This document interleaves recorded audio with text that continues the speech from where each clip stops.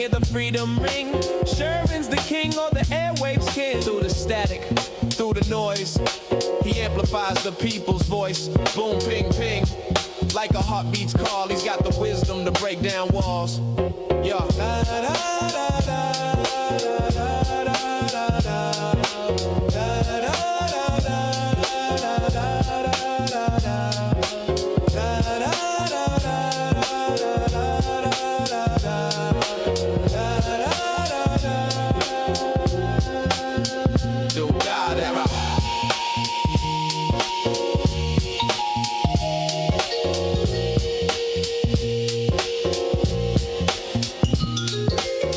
Good morning.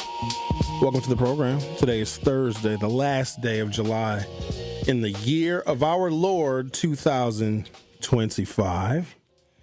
It seems that all of the talk has been surrounding the subject of what do we do about the uptick of violence, not just in the city, but specifically in a particularly popular entertainment district in the city of Milwaukee. And so I had to give this a lot of thought because I'm getting a little tired of the circular conversations that aren't really aimed at a solution. I know that there was a public safety meeting, like an emergency public safety meeting, where members of the Milwaukee Common Council grilled members of the Milwaukee Police Department about, well, what are they going to do to solve this problem? And I want to be very, very clear. This is not the Milwaukee Police Department's problem to solve. Now, here's what's going to happen. And this next thing I'm going to describe is just bad politics. We're going to put a tremendous amount of stress and pressure on a police department that is dramatically understaffed. Even if they were at or exceeding their staff levels, this is not a problem for the Milwaukee Police Department to solve. At best, if we were fully staffed, we would have maybe 1,650, maybe 1,700 sworn police officers. That would be fully staffed. Maybe we add a few more detectives, right? That would be reasonable staffing numbers for the population of this city, plus the available budget resources that we have to pay these police officers and their benefits and their pensions, etc. The issues and the problems that exist in the city of Milwaukee are always going to outnumber the number of sworn officers that we can put at any one place and any one time. I feel for the alderpersons in other parts of the city that they're going to need police as well. They're going to need first responders as well. They're going to need police to be available to immediately dispatch themselves to where a crime is actually in progress. But other districts and other geographic areas of the city may lose sworn officers because of the response that we are putting downtown. At the same time, the Milwaukee Police Union is negotiating a couple of different contracts, one that will take them till the end of the year 2025, and then there'll be another 2-year contract after that.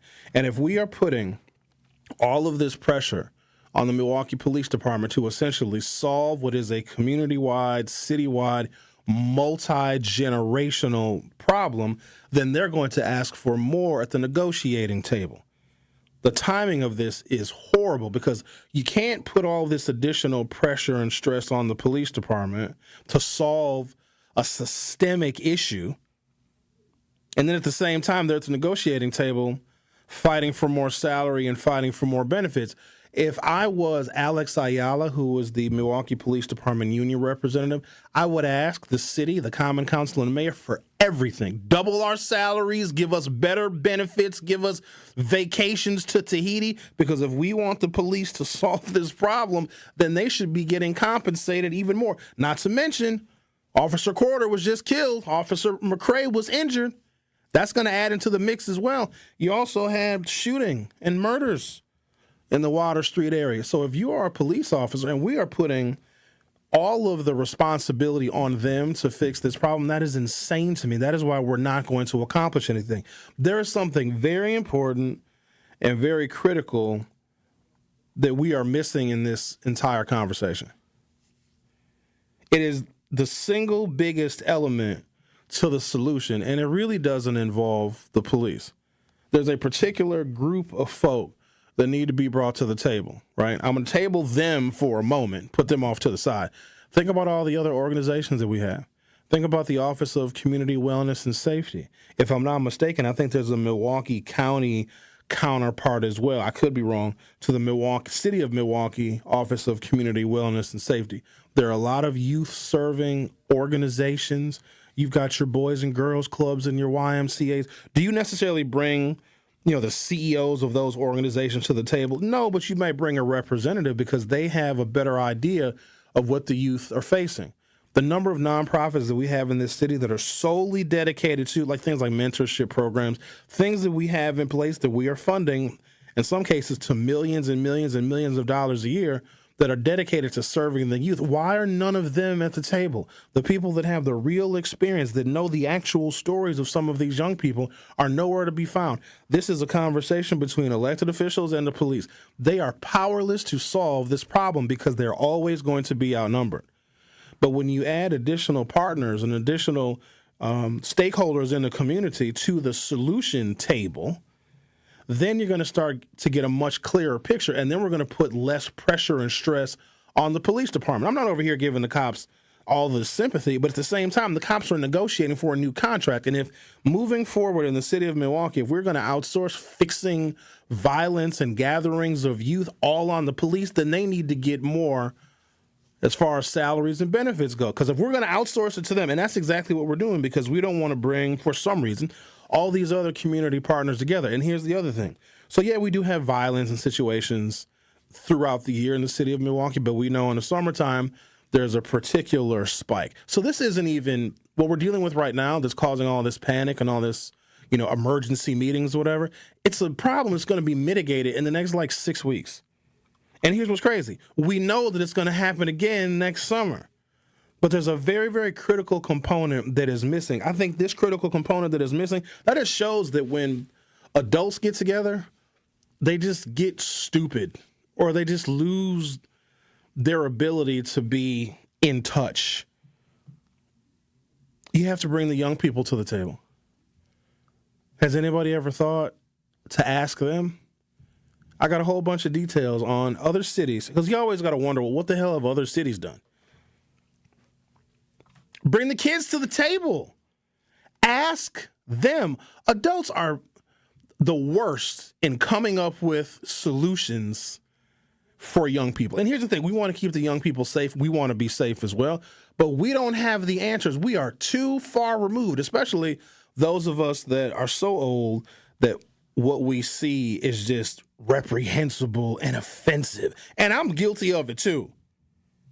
Some of the things that I see the young people doing, but also I don't exactly remember some of the stuff that we were doing as well back when I was in my formative years. We might have been just as outrageous. Now, when we were in our formative years, those of us that are a little bit more up there in age, there was no cameras. So we could get away with a whole bunch more stuff. And for all I know, we might have been even worse than these young people. We just weren't caught on film. Adults do not have the ability to come up with solutions for this era and this generation of young people. Because if you ask us, what we're going to say? We need more basketball camps. Yeah, the kids want to play the basketball, don't they? We need the kids to play more stickball, see? Yeah, that's what we need to do. We need to have more roller skating rinks, because what people do that are of advanced age that are now worried about safety and security, and it's a horrible series of events that took place on Water Street. We think back to what was available when we were young. Whether we participated in those events and those activities or not, we think that whatever worked when we were 13, 14, 15, 16 years old, we just need to bring more of that stuff back. There's a reason why those things don't exist anymore, because they have phased out and aged out. Our most critical partner in all of this are the young people. Now, I put together a whole bunch of solutions. Who knows if anybody's going to listen to them, but we are doing this the wrong way. You can't have a bunch of elected officials sitting down with the police pointing fingers at one another. If anything, the police should be grilling the elected officials and asking them, what are y'all going to do about these systemic problems? You all control the city budget. You all are the legislators. What's the mayor going to do about this? What programs are y'all putting in your budget so that there are more activities that are funded by the city that can keep youth more engaged? The police should be asking the elected officials that. But instead, the police are getting grilled, and I suppose rightfully so. But if the police are also negotiating for their contract for the duration of this year and another 2-year contract from 2026 to 2028, and we are putting all the responsibility of solving the Water Street crisis on them, they are going to rob us blind. We already spent about half of the city budget on policing, and we're not even fully staffed yet. So I think it's bad politics because we're very mindful of our tax dollars, and we want our tax dollars to be used in the best, most efficient way possible. Personally, Sherwin Hughes does not believe that hiring more police officers is preventative of the output from a lack of attention paid to systemic issues. This stuff has been going on for generations, and most of it has just been left to fester. Under-resourced, underfunded, neglect, a lack of investment, poor educational outcomes. You think a cop, more police are going to stop and solve all of that? They will not. I'm going to take a break. When I come back, I'm going to give you as many details as I possibly can about the partners that we are leaving out of this entire equation, and those are the partners that we need to solve the problem, and it's the young people themselves.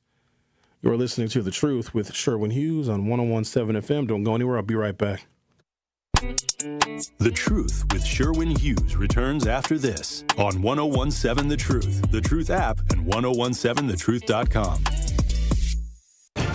From the biggest stars to the greatest moments, Behind the Bucks is Bucks history like you've never heard it before. It's all on Behind the Bucks on the Bucks Plus audio network. Behind the Bucks is presented by Gallagher, your trusted insurance broker and HR and benefits consultant. Available now on bucks.com/plus, the Bucks app, the new ESPN Wisconsin app, and wherever you get podcasts.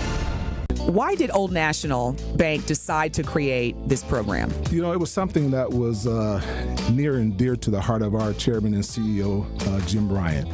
Jim wanted us to do more in the African-American communities, more with minority-owned businesses. So he approached Roland Shelton, who was my boss in Evansville, Indiana, and said, Roland, we need to do more. We need to create a program that's going to allow individuals, minority-owned businesses, women-owned businesses to access capital a lot better than traditionally we've been doing. And so we created the Empowerment Loan Program 2 years ago. And for those that are now leaning more into this conversation, what's the best way to get in contact with you as part of their interest in the Empowerment Loan Program? I'm going to give you my cell phone number to the listeners. It's 414-687-7393. And if that doesn't work, feel free to reach me at my email, tracy.meeks@oldnational.com. Tracy Meeks, Senior Vice President, Community Lending Market Executive from Old National Bank. You are listening to The Truth with Sherwin Hughes on 1017 The Truth, The Truth app, and 1017thetruth.com.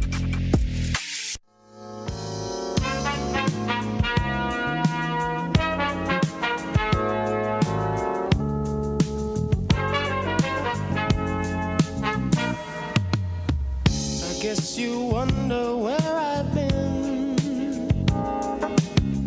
I searched to find the love within. I came back to let you know. Got a thing for you, and I can't let Milwaukee police leaders were in the hot seat Wednesday. That was at an emergency common council meeting. The meeting was called in part to address a recent uptick in gun violence downtown, specifically near Water Street. I think I have to define for the public the responsibilities of the police. They can't prevent crime. They can investigate crimes. They can respond to active incidents. And they can provide information and evidence and forensic information that we hope can lead to a conviction or an exoneration. That's it. They cannot prevent crime. They're not social workers. They're not necessarily trained in, we want to think that they're trained in de-escalation, and you can train somebody in de-escalation, but you got to have a certain kind of personality for that. And if you have the kind of personality that can de-escalate really tense conflicts, you probably wouldn't have been a cop. You would have been a damn social worker. And if we're going to put all of these additional responsibilities on the police, then we're going to have to pay them more. And I know we're not going to want to do that. But also, if their main goal is to arrest, cops arrest people. That's why you call them. That's why they exist. They do traffic stuff too. Let me not sell them short. They can effectuate traffic stops because, we don't like the reckless driving, so we want the police out there on traffic control, right? And how many other problems are going to continue to fester, if not get worse, if we divert a disproportionate amount of our police resources to Water Street when the police themselves cannot prevent crime? There's one police officer in the city of Milwaukee for every 375 residents. They are dramatically outnumbered, and I say that because think about the damage that a single person with an unregistered firearm can do. One person, think about how much damage a single person can do, and we've seen it. One person going into a place of business, one person going into a school, one person going into a shopping mall, one person going into a movie theater. There is one cop for every 375 residents in this city. We got just under 1,600 sworn officers right now. And here's the thing, not all of them are on the street all of the time. Got 96 square miles of city. You've got 1,581 sworn police officers. In every square mile in the city of Milwaukee, okay, you have 6,000 people. You have 16 cops per square mile. That's a much more realistic way to envision this. Per square mile, okay, a mile on each side of a box, right? 1 mile, 1 mile, 1 mile, 1 mile. You got 6,000 residents. You have 16 police. So we cannot expect, just using math, the police in the city of Milwaukee to solve all these problems, to investigate the crimes, to respond on time, to catch the bad guys, to stop the reckless driving, to issue citations. You can't expect them to do all that. That's insane. The thing is, we have so many other partners, so many other agencies, so many other nonprofits. Hell, bring MPS to the table as well, because they can have a part of this solution as well. What if we offer programs in the summertime where kids can graduate early? Get some damn job experience, to where the alternative to being out there in the street is they can get a job and they can make some money. Now, let me be clear now. That's not going to solve the problem completely, but it will take some kids that have different priorities away from the mayhem. Because, the other thing is, a lot of kids are just down there because they just want to see. They're looky-loos. They just want to be out there with all the stuff going on. They're not going to participate in any of the shenanigans, but just having additional kids down there. Just like the kid that said on the video that we played earlier in the week, he said he comes to Water Street for the violence. Now, whether he actually commits it or not, neither here nor there, but that's just another young person that is attracted to the area. And part of the problem is it's overwhelmed with people, and we do not have enough police resources, and we can't pretend that crime is not going to take place in other parts of the city. What I don't like is if there's a 911 call on the northwest side, but the police officers that would have responded to that 911 call on the northwest side are unavailable, or it takes longer because we've dispatched 150 more cops to a one-block area. It's insane to me. But we do this in American society. We don't want to roll our sleeves up and get involved. We want to outsource everything to everybody else. We think just because we vote and just because we pay our taxes that we still don't have to be involved. In fact, our involvement is paramount in all of that. Because when we are not involved, then we are leaving these very, very tough decisions up to people that are not qualified to solve them. The community still has its place in coming up with solutions. Milwaukee police leaders were in the hot seat on Wednesday at an emergency common council meeting. The meeting was called in part to address a recent uptick in gun violence downtown, specifically near Water Street. The popular stretch of bars along Water Street is at the center of numerous police investigations. Earlier this month, someone shot 5 people, killing 2 outside of Element nightclub. Just this past weekend, 2 separate shootings injured 2 others near Water and Knapp Streets. Members of the Common Council's Safety and Health Committee hope to hear solutions from the Milwaukee Police Department and the Office of Community Wellness and Safety at the emergency meeting. Milwaukee Police Department's Chief of Staff pointed out 2 challenges the department is facing with staffing and, quote, human behavior. We are seeing larger crowds. We are seeing, again, behavior that disregards authority in many cases. And we are seeing that disregard perpetuated by being egged on through social media promoters. Whatever the case may be, it is more acceptable because it is popular. Heather Ho said, WISN 12 obtained documents that highlighted the problem, learning that the overnight hours Sunday to Monday from midnight to 8 a.m., just 3 squads were assigned to patrol downtown. One of those squads was scheduled for just a half of a shift. Now, if you look at the overall numbers, 16 police officers for every 6,000 residents. That's what we got, y'all. And here's the other thing. As we're talking about different things that young people can do for careers, we're never mentioning be cops because we need cops, clearly. We'd rather tell our kids to go be a welder and play with fire and melted metal instead of going and policing our streets. If we only have 16 police officers for every 6,000 people, 1 cop for every 375 residents, then the amount of 3 squads is actually adequate because that's all we have. And there's not 6,000 people on Water Street. There's not. So that wouldn't even if we did have 6,000 people every single night, maybe 6,000 people may pass through Water Street in an entire evening, maybe, depends on what else is going on in the city. Then 16 police officers with 8 squads would be the maximum that we could get. We just don't have the numbers of police that are required for whatever this violence reduction program actually is. But I'm just saying, it's not, you can't just put this on the police. They're easy to blame, obviously, because they have guns and badges or whatever, but they cannot police unruly behavior. They can be overwhelmed by crowds, and you can't arrest somebody for being a jerk. A lot of people that are down there are just jerks. Can't lock somebody up for being a jerk, and also they have to use, the police do, a fair amount of caution because I don't know if they get a little too heavy-handed with somebody, they're trying to effectuate an arrest or something, and that crowd of several hundred gets all riled up, the police are overwhelmingly outnumbered, and you don't know who in that crowd is armed. WISN News obtained documents that highlight the problem, learning that the overnight hours Sunday to Monday from midnight to 8 a.m., just 3 squads were assigned to patrol downtown. One of those squads was scheduled for just half of a shift. If I'm not mistaken, I could be. I doubt it. Downtown Milwaukee has like 2,000 residents total.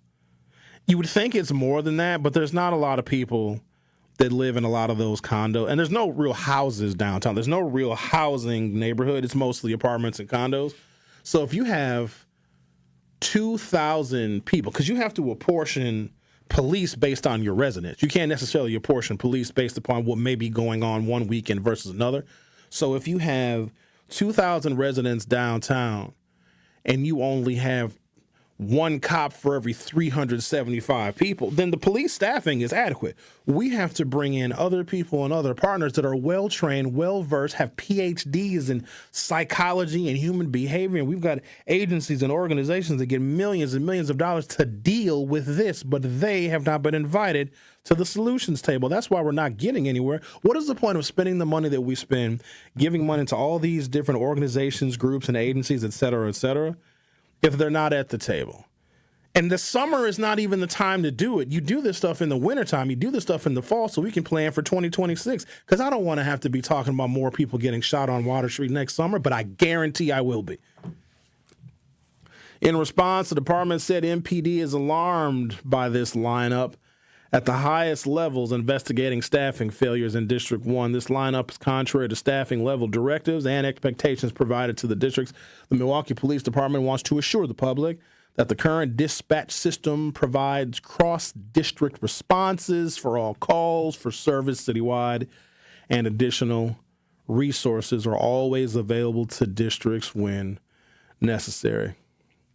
Bringing youth to the table in Milwaukee, especially in the context of Water Street's ongoing violence and unruly behavior, can fundamentally shift the relationship between young people, community leaders, and law enforcement. Number one, building trust and legitimacy. When youth are invited to participate in discussions and decision-making, it signals respect and recognition. This helps break down the, quote, us versus them mentality that often exists between young people and authority figures. In the city of Milwaukee, where distrust of police can run high in some neighborhoods, youth engagement can humanize both sides. Community leaders and police who listen to youth, are more likely to be seen as legitimate and invested in real solutions, not just punitive measures. We know that the police are there to make an arrest, and when you see a cop, that is what people are thinking. There is never a time where the environment is casual and it's relaxed, and you get a group of young people, because I don't want y'all to think that they aren't concerned too. They want to do stuff, and I think a lot of the kids down there are good, but if you get a bunch of good kids mixed in with the bad kids, you can't tell who is who. There are young people that I know that want to be able to enjoy themselves and not have to dodge bullets. They are like us in that regard, because we want to have a good time and not want to dodge bullets either. Why isn't there at least some effort, or if there is an effort, let the public know about it, where young people are being invited in like, hey, what would you guys like to see? Adults are horrible at coming up with programs for youth without engaging them, because what we come up with is stupid. I wouldn't do most of the stuff that y'all suggest. Sherwin, you should go roller skating. I'll put a roller skate in your ass. How about that? Damn. Tell me to go. That's what you need to do. Go to the library and read a book. Well, they're closing the library. Well, sit outside on the corner and smoke a cigarette like we used to do in 1954. You sound like Dr. King. Well, it's a good impression, though. Probably a reason for that. Access to real insights. Young people know what's happening on the ground, what draws crowds to Water Street. Young people know what triggers fights and what makes certain spaces feel unsafe or unwelcoming to them. Their firsthand knowledge is critical, and we can't solve these problems without it. For example, young people can explain how social media pop-up events are organized or why certain times and places become flashpoints. This intelligence is often missing from top-down strategy. So I'm going to pause there, come back, and talk about how we really can solve some of these problems, or at least get closer to a solution if we include the young people who we believe are problems instead of treating them as partners. The Truth with Sherwin Hughes on 101.7 FM. We'll be right back. The Truth with Sherwin Hughes returns after this on 101.7 The Truth app, and 1017thetruth.com. Life's better with American Family Insurance, because we know it's not just a car, it also drives your children's dreams. So whether you're going to soccer practice, robotics club, or opening night in the school play, we help protect those dreams. Save up to 23% when you bundle auto and home. American Family Insurance. Get a quote and find an agent at amfam.com. Products not available in every state. Visit amfam.com to learn how discounts may apply to you. American Family Mutual Insurance Company, SI, and its operating company, 6000 American Parkway, Madison, Wisconsin. Summer in Milwaukee is nonstop. Festivals, live music, and fresh city vibes fill the season you already know. From world-famous cultural celebrations to hidden gem street fairs, every neighborhood is a stage, alive with handcrafted traditions, homegrown talent, and world-class entertainment. Music, flavor, culture, whenever you visit, the Cream City is ready to celebrate. This summer, don't just visit. Make sure you experience Milwaukee, the city of festivals.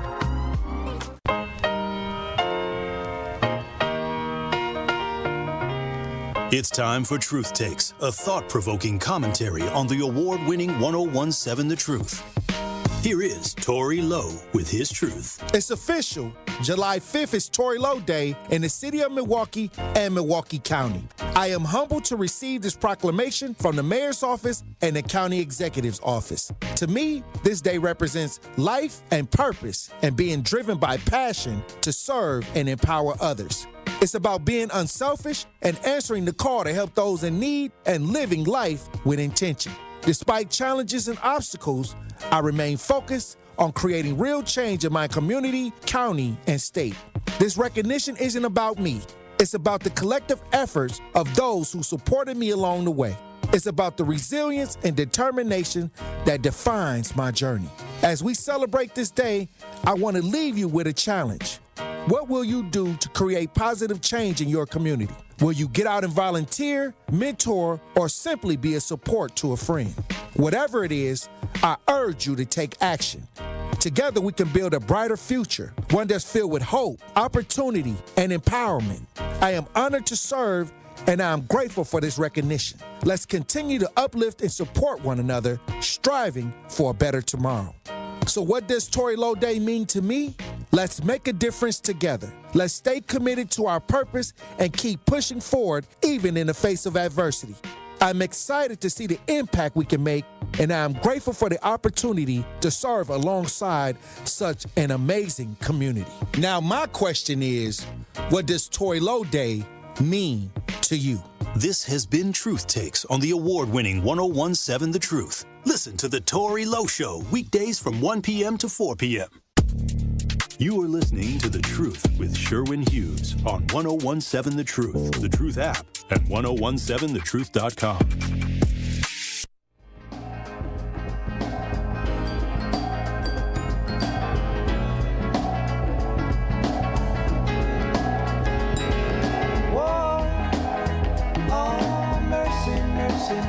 I'm giving a list of solutions that I think are being missed in all of this. Some of it, though, is political posturing because Bob Donovan is the alderman for this area, the downtown district. And JD, thank you for providing the additional information about population that you did. I was a little bit misguided. I think I was looking at a real specific area of the downtown Milwaukee business district, not looking at the entire downtown zip codes. So 53202 is, I would consider that the 100% downtown zip code, and there's 20,000+ people in that zip code. Even if that's the case, at what are my figures here? 16 police for every 6,000 residents. So all of 53202, per the numbers of police that we have, if we divide this up equally like pie, it would be 48 cops for the entire 53202 zip code, because those are the only police resources that we have. We can't manufacture more cops. There also is not, to the best of my knowledge, where police officers in, say, Oak Creek or West Dallas or West Milwaukee could then come and do overtime shifts in downtown Milwaukee if we believe that more police and a larger police presence will solve the problem. But then there'd be some people that would do pushback on that, because you saw what happened at the RNC when you had cops from Ohio who were patrolling outside of the perimeter, and that was legitimate patrolling because they have to make sure that things going on outside the RNC perimeter were safe as well. And I don't know why folks forget that. You had one homeless man with a knife trying to kill another homeless man. There's video of it. He's literally thrusting a knife into this guy's belly. And so these Ohio police officers are not going to say, well, we're from Ohio, so let's just witness one guy stab another guy. Because had that happened, had those Ohio police officers sat back and not did nothing, we'd have been mad at them for not doing anything. They shot the guy with a knife. I'm not sure if you guys know how police operate. We must think that they're like kindergarten teachers and social workers. They are there to stop threats. They are there to make arrests. They are there to investigate crimes, and in certain situations to where they have the knowledge and the know-how, de-escalate situations before they turn deadly. That's it. Not a lot of gray area there. Where there is gray area, and the areas in which the police cannot be all things to all people, we have millions and millions of dollars of organizations and agencies and nonprofits that are supposed to fill in the blank with those gray areas. But when they are not at the table, and when the young people who we're trying to come up with solutions for are not at the table. Could you imagine you as an employee, you're a union member, and you're not even invited to your own negotiation? We're negotiating on behalf of young people that are going to outnumber us. And in certain areas and certain spaces, they do outnumber us, but we're negotiating on their behalf without inviting them to the table, and they're the ones that have the solutions. They have the intelligence, the knowledge, and the know-how of what can mitigate some of these situations. Will we stop all of it? No. We will not. Can we reduce it? Can we have better strategies? 100%. I wouldn't want somebody negotiating on my behalf that wasn't one of my cohorts. But when Bob Donovan gets all loud and points all these fingers. See, some residents want to see that. Y'all think that your elected officials are doing things when you see them get angry. Because if you're angry, then they're going to pretend to be angry too. Yeah, I can't believe this is going on. Yeah. And some people think that that's all an elected official has to do. They should be collaborators. They should be bringing folks together. They should be coming up with ideas that extend beyond their legislative abilities. They have to be connecting people to resources and resources to people, not just yelling and screaming. Because Bob Donovan also knows, so that the 35th in Michigan, he goes all the way to 35th Street. And once you get near the Marquette campus and then west of the Marquette campus, that is an entirely black neighborhood. Bob Donovan is out of touch with the residents of the district that he represents, including Water Street. So we have an influx of young people from all over the city that go to Water Street, but the residents of the district, that district has got to be like 60+% black.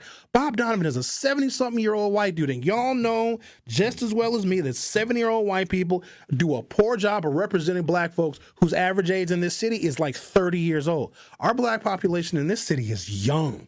They're very young.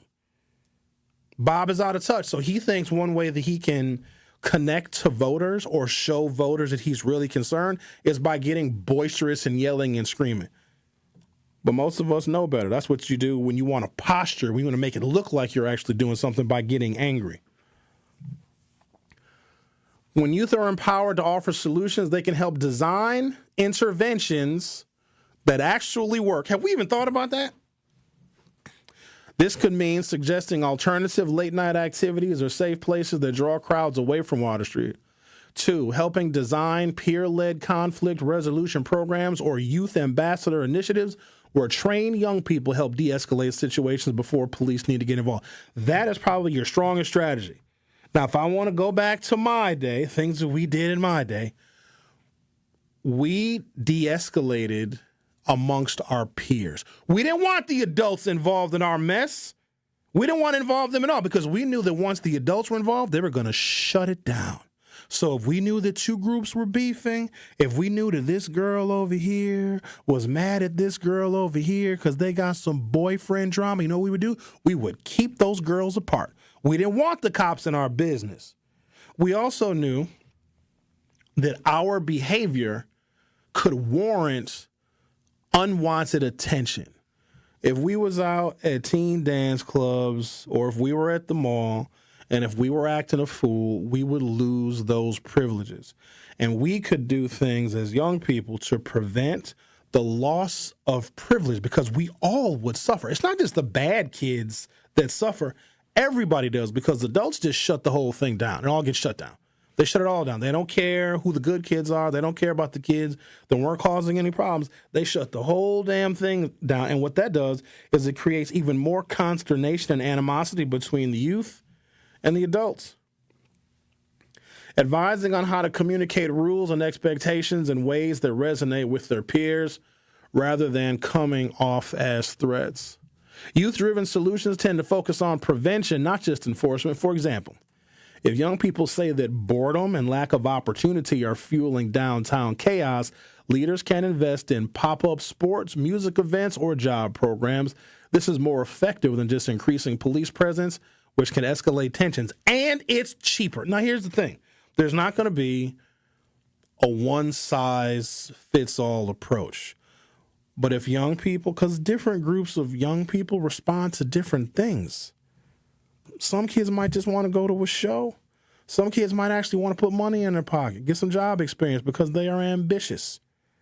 Some kids might want to do a little pop-up sports events, a little one-on-one, a little 5-on-5, little basketball contest where you get other community partners involved and stakeholders involved. I'd rather see a 17-year-old dunk on a Milwaukee police officer at like a charity basketball game than have that cop shoot that kid. When youth help shape the rules and the response, they're more likely to hold each other accountable. Peer pressure can work both ways. How have we forgotten about peer pressure? Quote, if the, quote, cool thing to do is to keep Water Street safe and fun, that message will spread faster than any police campaign. Part of my reason for wanting to explore other options other than outsourcing the solution just to the police, who, let's be clear, they don't have the solution. They don't. And they're not going to. Nor are they supposed to. The police are there to make arrests. The police are there to effectuate traffic stops. The police are there to collect evidence and get forensic evidence to help solve crimes. That is what their primary function is. That's what they're supposed to do. But if we are putting more of the solution on the police at the same time they are negotiating their contract for the duration of 2025 and then their 2026 to 2028 contract, think about how we are in a disadvantaged position as taxpayers. Because the police, if they're smart, and I have a feeling that they are, their negotiators are going to say, okay, you want us to fix this, stop problems, stop homicides, get illegal guns off the street, arrest all the bad people, stop reckless driving, stop robbery, stop home invasion, then double our salaries so we can recruit more people. So the more we put on the police, the more they're going to ask for, because their negotiations are going on literally right now with this Common Council and with the mayor. And by Bob Bauman getting yelling and screaming and posturing, all the cops are going to do is say, well, we're going to need more battle pay just to deal with Bob Bauman, who shouldn't, let's be honest, he shouldn't be an alderman. He shouldn't. Now, he had an opponent in April of last year. That opponent fell short when it came to votes, mostly because the district that is west of Marquette University and west of downtown votes in really, really low numbers, and that's the majority of the population of that district. That is a majority African-American district. You wouldn't think so, but the elected officials that represent downtown also represent the near north side and near west side neighborhoods, which are almost exclusively African-American. And Bob Bauman just ain't the dude. Because I cannot see a 70-whatever-year-old white man bringing together youth coalitions of black kids and for those children to actually take him as credible. They won't, nor would he have to do that. Bob Bauman represents downtown interests, and the downtown interests, I think, are anti-youth until the youth turn 21 and they can spend money in those downtown establishments. We'll continue the conversation on the other side. You are listening to The Truth with Sherwin Hughes on 101.7 FM. I'll be back shortly. The Truth with Sherwin Hughes returns after this on 101.7 The Truth, The Truth app, and 1017thetruth.com. Hi, I'm Theo, and I'm a proud Riverside University High School Tiger. As a rising junior, I'm excited to get involved in the many opportunities that RUHS offers, like sports, clubs, and advanced placement classes. But what I love most about Riverside are all of the chances to grow and build relationships with classmates. Riverside is one of the most welcoming high schools in the city. On Saturday, August 23rd, from 11 to 3, come and join us for the Truth Family Fest. We'll have entertainment, food trucks, and vendors. See you there. It's 101.7 The Truth's Dr. Ken Harris for Pella Windows and Doors of Wisconsin. For windows with the strongest resilience, you need the Pella Experience. The Pella Experience Center in Brookfield lets you see, feel, open, close, and compare dozens of windows and door options from 7 different Pella lines side by side. A friendly expert can go over Pella's endless possibilities for all price ranges, from colors to hardware to custom designs, ensuring you get the best possible look for your home. Pella truly believes that quality windows and doors don't have to be expensive. With a range of affordable options and products assembled in the U.S., you get the look you want at a price you can afford. Stop by soon, because if you order by July 31st, you can get 0% interest for up to 5 years. Certain restrictions apply. Visit the Pella Experience Center in Brookfield. It's off Blue Mound Road, kitty corner to Cops, or schedule your free in-home consultation today at PellaWI.com. Need health care but don't have insurance? City on the Hills Health Clinic offers free medical care, mental health counseling, and dental hygiene services for uninsured and underinsured Milwaukee residents. They're on a mission to end generational poverty in all its forms, and you can be a beneficiary of it. If you've got a heart for Milwaukee and qualify as a Milwaukee resident, take advantage of City on the Hills Health Clinic today. Just visit cityonthehillmke.org. That's cityonthehillmke.org. City on the Hill, hope, healing, and health for our city. Visit City on the Hill today. Ready to buy your first house, move into your forever home, or simply refinance? At Associated Bank, they've got you. With the right lending plan and guidance, you can achieve your dreams. Your financial goals are closer than you think, and Associated Bank is excited to help you reach them. Learn more at associatedbank.com/lending or ask a banker for details. Subject to credit approval, member FDIC, equal housing lender. Escape the city and relax at Lake Lawn Resort in beautiful Delavan, Wisconsin. Enjoy outdoor activities on Delavan Lake, tee off at the lakeside Majestic Oaks Golf Course, or unwind at the award-winning Calidora Spa. With both indoor and outdoor pools, there's fun for the whole family. Take a cruise on the Lake Lawn Queen, explore stunning shores and historic landmarks, and enjoy delicious food and drinks on board. Book your stay today at lakelawnresort.com, where everything is better at the lake. You are listening to The Truth with Sherwin Hughes on 1017 The Truth, The Truth app, at 1017thetruth.com.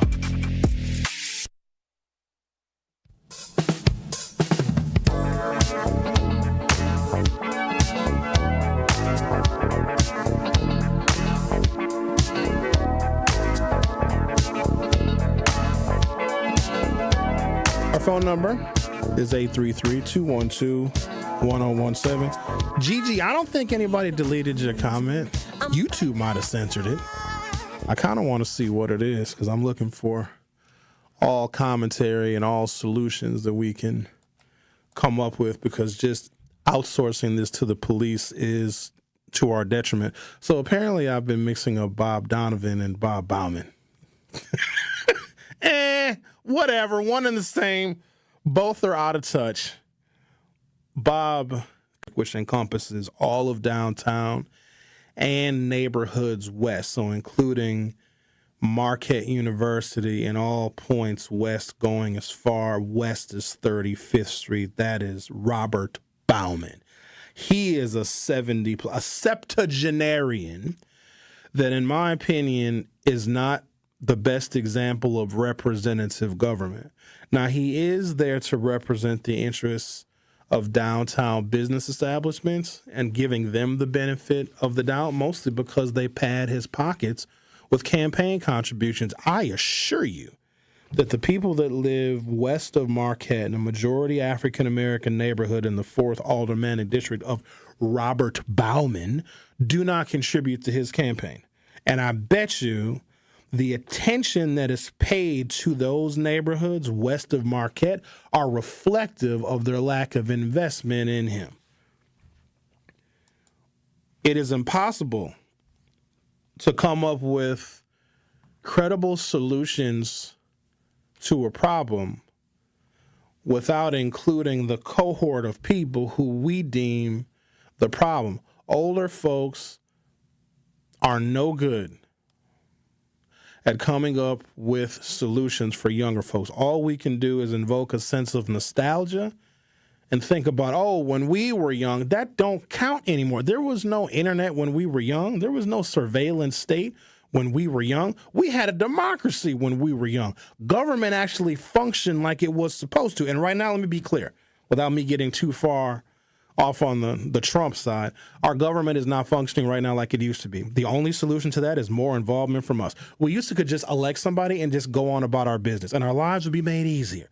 Resources would be allocated and delivered in the very efficient way, and we didn't have all this bitter partisanship. Stuff just used to get done. Were things perfect? They were not. But our elected officials took greater care with their responsibility in delivering resources and services to taxpayers without all of this damn fuss.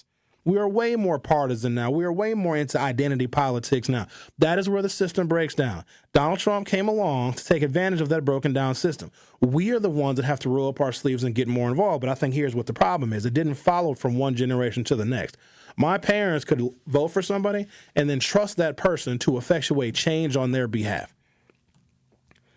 Now, because everything is so bitterly partisan, the residents have to take a much more prominent role. The taxpayers, the citizens, have to take a much more prominent role in filling in the spaces in which partisanship is leaving all of us blind, and we don't want to do that. Because if your parents did not prepare you, if your family, if your community did not prepare you to be involved in politics and social activism, chances are you're not. Or if you are involved in social activism, it's because somebody in your family got shot, and now you're a crusader, you're an activist. And so I think a lot of us also, we put that on the kids. We say, well, the kids should know better and they should do better and they should know how to act. If their parents don't know how to act, then they aren't going to know how to act either. If your parents didn't prepare you to vote and to be participatory in your democracy, going to budget meetings, going to committee meetings, actually having your voice be heard by showing up, then you're not going to do it either. So we can't put all of this failure on the kids when we as adults are failing. And here's what's crazy. Our responsibility is bigger than theirs. It's bigger. We're more mature. We know more about how the world works. We should know more about how this democracy works. And we don't. So I can put just as much blame on older folks as I can on young folks. Young folks only deal with the world that is given to them. And if the world that is given to them is weak, is unprepared, it ignores them, it doesn't invest in them, then that's our fault. Who do we think our next generation of leaders are going to be? Bob Bauman ain't going to be the alderman forever. Have we adequately invested in and trained the next generation? Nope. And whose fault is that? We can't blame the kids. They didn't even ask to be born. Kids come about through drinking Hennessy and tequila lemon drops. That's how kids didn't ask to be birthed. You got horny and you humped. Probably a few times, you know. Somebody was ovulating and then, oh no, look, another human being. So we can't put all of this on them. There are some people, we got to admit now, that had children that weren't prepared. We had some people that were children themselves. And I'm not even talking about chronological age. You had some people, when they were 22 or 25, but had the mental capacity of a 14-year-old, have 4 and 5 children. What do you think is going to happen? Bringing youth to the table and giving them real opportunities to voice concerns, shape solutions, and work alongside community leaders and law enforcement is not only progressive, but it's essential, especially in cities like Milwaukee, where youth violence and disruptive public behavior, particularly around downtown hotspots like Water Street, are pressing issues. You're listening to The Truth with Sherwin Hughes on 101.7 FM. I want to hear from you for hour 2, and I'll be right back. The Truth with Sherwin Hughes returns after this on 101.7 The Truth, The Truth app, and 1017thetruth.com. Truth Nation, please join us at our 3rd annual Truth Family Fest on Saturday, August 23rd from 11 a.m. to 3 p.m. at Riverside University High School. Admission to Truth Family Fest is absolutely free and a great place to have fun and celebrate with family and friends while also enjoying some great music and amazing food. Also, everyone in attendance will have a chance to win some great prizes, so make sure to save the date for our 3rd annual Truth Family Fest on Saturday, August 23rd from 11 a.m. to 3 p.m. at Riverside University High School. Truth Family Fest is presented by Crash Course and U.S. Cellular.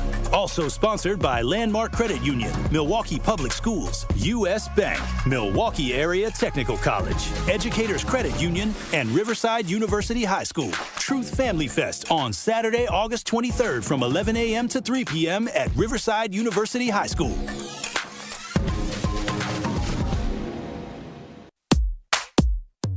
Teachers are dynamic leaders, shaping a new generation.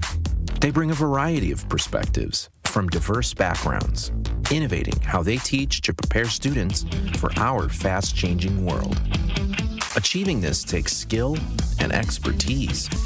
They're tireless explorers, creatively discovering a universe of solutions, telling stories, experimenting, inspiring, mentoring, connecting cultures, and connecting with each other. Leading by example. Experience the unique joy of helping students thrive. Teaching is a journey that shapes lives. Are you ready to begin? Explore teaching at teach.org, a campaign supported by the U.S. Department of Education, teach.org, and 1 million teachers of color. The more you listen to your kids, the closer you'll be. So we asked kids, what do you want your parents to hear? I feel sometimes that I'm not listened to. I would just want you to listen to me more often and evaluate situations with me and lead me towards success.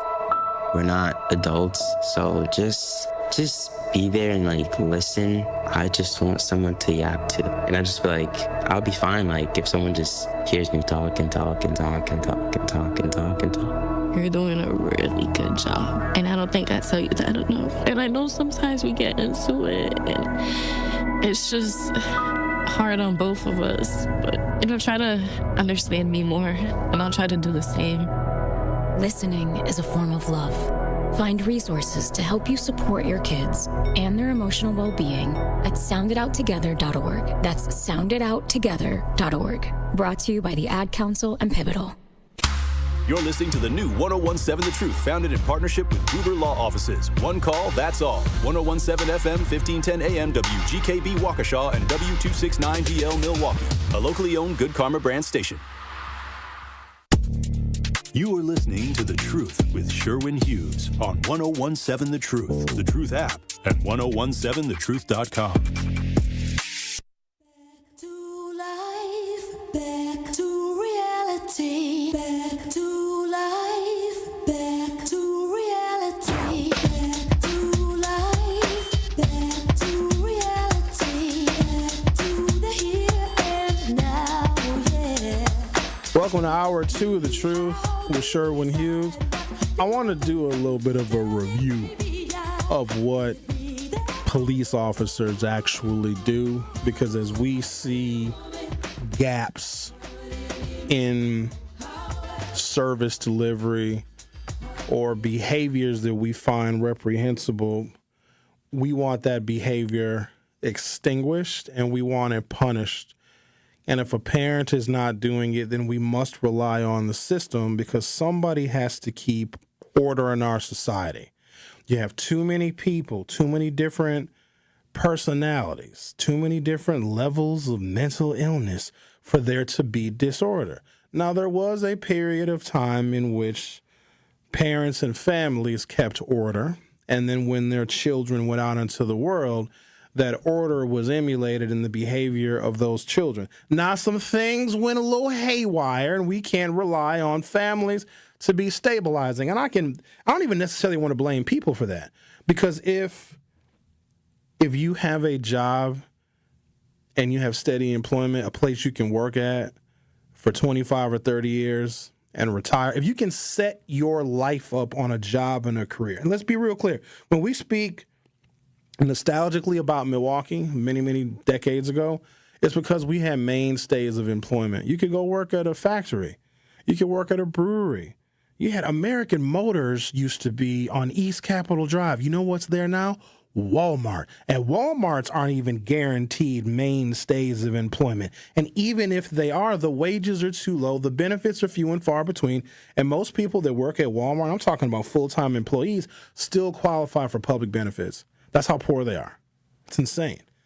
So you can't expect people and families to be stable and create stable children if employment is not stable. Somebody would move into a house, they lived there for 30 years. Now, people move every 6 months.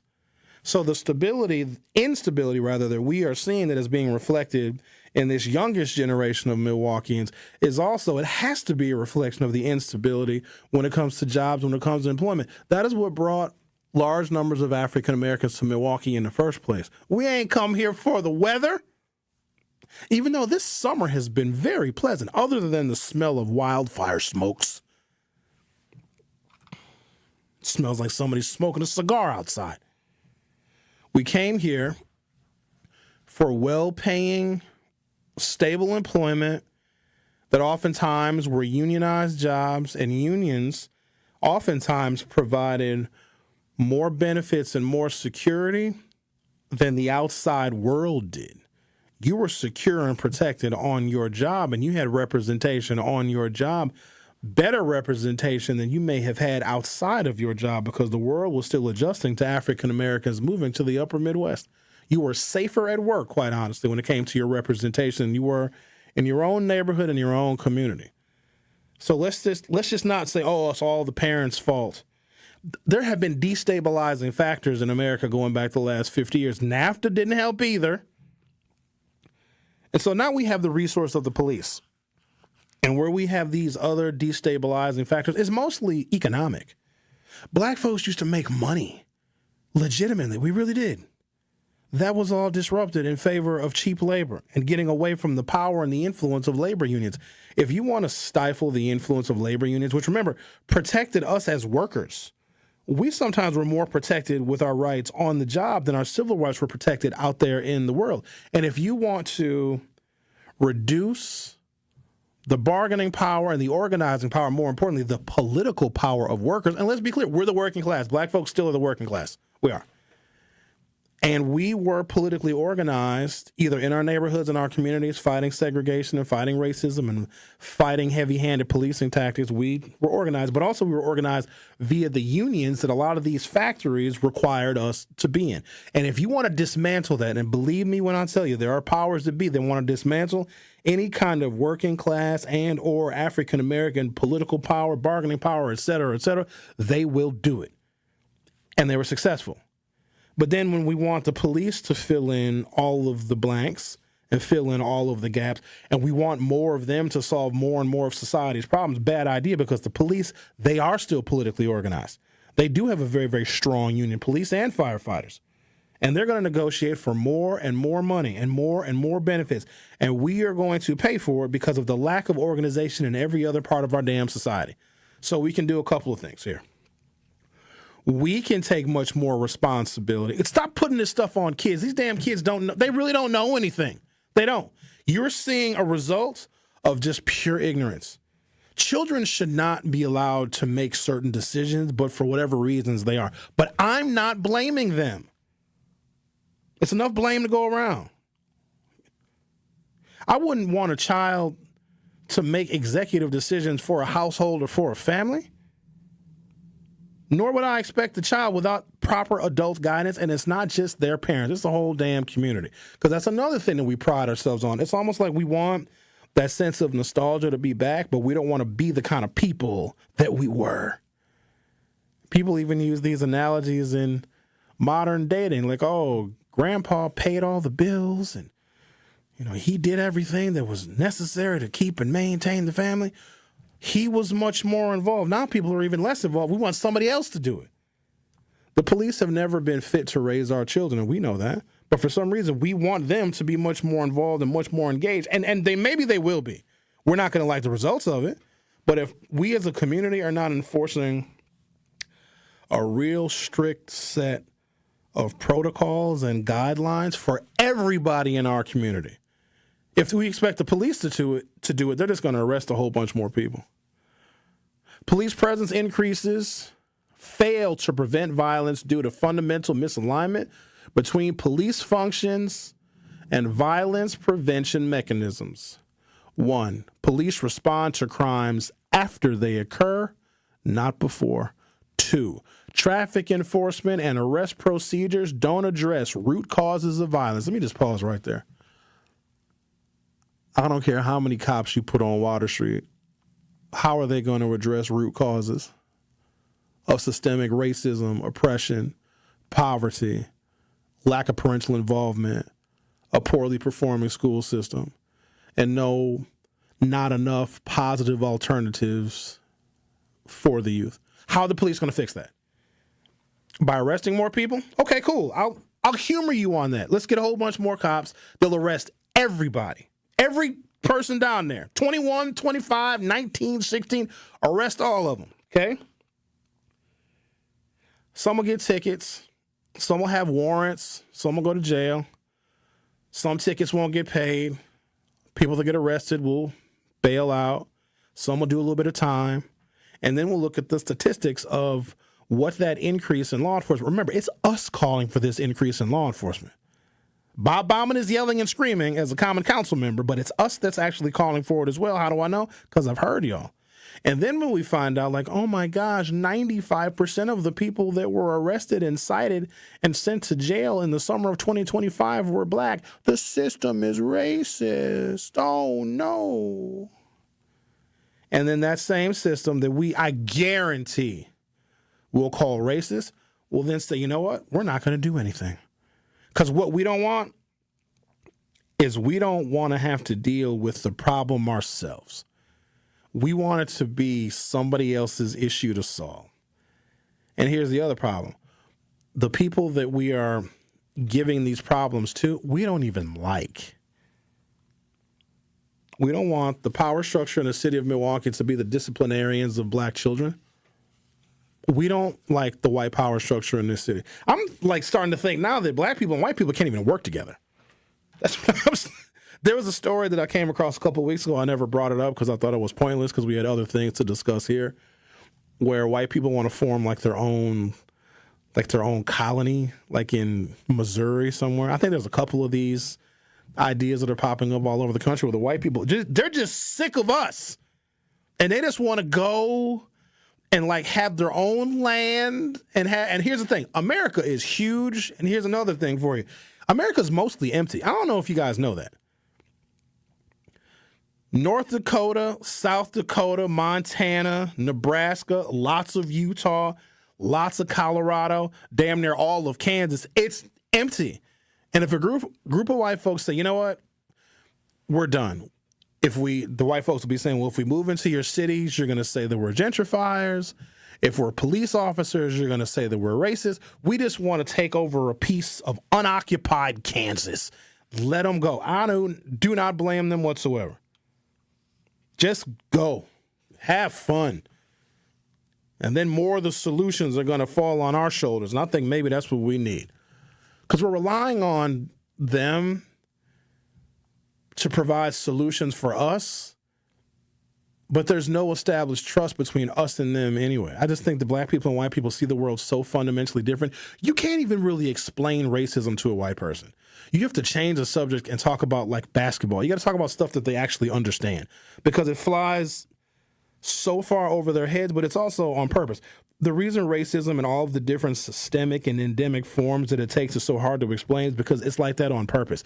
It's like white folks gaslight us. Oh, Sherwin, if you just work hard, you can be just like me. Yeah, but you inherited $37 million. That's not my fault. Why are you blaming me? I didn't ask for that money that I inherited. But if you just work real hard, see?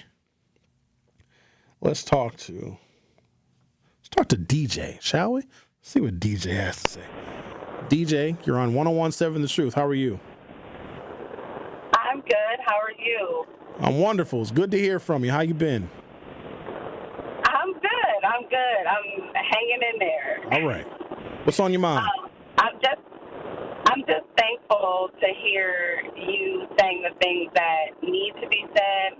There have been so many things that I've seen on Facebook about our communities, coming from our communities. I've had discussions about this concept of black fatigue, of black people being tired of black people, which is completely absurd and disgusting to hear. But one of the things that I appreciate the most that you mentioned is this pseudo-nostalgia that people have about the past and our grandparents and their relationship. And I think the biggest thing that they forget is the existence of community and, like, the absence of community, not just in a way of, like, the usual way of saying community, but what it meant to unify and how we exist today is in a very individual perspective of how we're supposed to navigate because we idolize whiteness in a way that's like, oh, well, white people navigate through the world as individuals. But it comes from a history of white people building policies for the collective. That's right. So that they can exist as individuals in the future. And so what happens is that black people see what's happening today and they're like, oh no, like if I just exist as an individual, then I can liberate myself from racism. No, actually that's not what you need to do. You need to unify. You need to talk about policies that actually relate to liberation for Black people. And if you don't do that, we will continue to have generation upon generation that live the way that we do. So I struggle sometimes with the way that our community, our Black people idolize whiteness in a way that is so toxic, because we just think that we can just buy our way out of racism. If I'm wealthy enough, I can just get away from the effects of racism. If I participate and I'm silent enough, I can just get away from the effects of racism. And the last thing I need to say, what I'm struggling with the most out of all these conversations is that we have this undertone of elitism when we talk about the people that are doing things down on Water Street and the people that are doing this or that, physically fighting or damaging property. But I want to be clear that the most damaging thing that is happening in our community is our Black people that sit in meetings, that have access to things and have power that they choose to be silent in. You can talk to me about 1,000 fights, but those 20 Black people that are in these meetings that choose to sit silently, that sell off our neighborhoods, that mismanage funds, that have access to grant dollars, that are leaders at community organizations that don't fix our neighborhoods, those people are the most harmful to our community, not the ones fighting in the street. And that's all I have to say. Thank you, DJ. You said a mouthful. We always appreciate hearing from you. Thank you. All right. If she had a radio show, I'd listen to it. I listen to her all day long. DJ, you need a podcast. Shady O says, Mr. Sherwin, why is there no focus on the tree that produces the rotten fruit? The parents need to be reminded of their duties and responsibilities. No one is teaching parents how to be parents. And if there is no stabilizing factors, there's no stable place to live, there's no stable employment, if wages are not enough for people to be able to provide for themselves and provide for this family, then you're going to see things go awry. All of that was constructed because the African-American community, when we had that stability, look at the progress that we made between 1946 and when they killed Dr. King. We were working, we were organized, we were participating, we were voting, we were encouraging one another to vote. We were out there in the streets, we were out there marching. We got a little bit of civil rights, got a little bit lax, and then all of a sudden white supremacy that was rocked back on its heels because of the success of the civil rights movement. We got lax because we got some executive orders. We got a little bit more legislation. We got some open housing legislation. We got some school desegregation legislation. And I think that some of us just kind of rode that out instead of continuing to go back to the drawing board and prepare for white supremacy to reorganize itself. I will say right now it is more reorganized than ever before with the election and subsequent reelection of Donald Trump. Just a moment on that. This man was complicit in people trying to overthrow the U.S. government. They tried, did you hear what I just said? They tried to overthrow the U.S. government, and we watch it unfold on TV. And what happened? That same man got reelected. None of us were prepared for that. We got lazy. But we also had different fights, though, too. We have not sharpened our iron to continue to fight white supremacy because it has evolved. It used to be very rude, very crude, very let's just go grab a black person and hang them. Now it's gotten much more covert. Now it's microaggressions. Now it's paying black people less. Now it's requiring us to do more, to be twice as good, to get half the opportunity. We did not prepare ourselves for that. And some people just essentially have surrendered. So, you know what? I'm just going to fall to the dark side. I'm just going to make a bunch of money and ignore everything. Fair enough. But then we put more responsibility on the kids to act a certain way. But then we get mad when the system charges these kids as adults. So that's the other problem, right? We want the kids to have all the ideas and have all of the solutions, even though it's the adults that have the intellectual capacity to help these young people. Because we know how the world works. They don't. They're still navigating through it. And if we are not passing on to them the lessons that we have learned, we are going to get the output that we are seeing. So some of this falls on us. And I can't blame the parents because a lot of these parents weren't parenting themselves. All right, Al, hang on, Al. I'm going to take a break. I'm going to come right back to you. We'll talk to Al on the other side. I know he's going to have some gems and jewels that he's going to drop in a very respectful, non-profane manner. Right, Al? Right, Sherwin. See, he disagreed with me. The Truth with Sherwin Hughes. We'll be right back. The Truth with Sherwin Hughes returns after this on 1017 The Truth, The Truth app, and 1017thetruth.com. Brew Crew Tuesdays are back on August 5th. Curio sends it deep to left, and there she goes. Catch the Brewers on local TV as they battle the Atlanta Braves. And Yelich launches one deep right center field. Forget about it. Oh, my goodness. Third deck. This edition of Brew Crew Tuesdays is presented by Pella Windows and Doors of Wisconsin. Tune in August 5th at 6:15 on Fox 6 in Milwaukee, or check your local listings to watch the game. Black Arts Fest MKE is back Saturday, August 2nd on the Summerfest grounds from noon to 10 p.m. Celebrate Black culture with R&B legends Carl Thomas, Kevin Ross, and Star Red with a Corvette car showcase, Buffalo Soldier horse rides, and a full food truck village along with the return of the dynamic Divine 9-Day Party. General admission is only $30. Kids 7 and under are free. And if you're one of the first 100 guests to sign the Peace Pledge between 12 and 1 p.m., you get in free too, courtesy of New Pitts Mortuary. See you at Black Arts Fest MKE. Great impressions will exceed your expectations.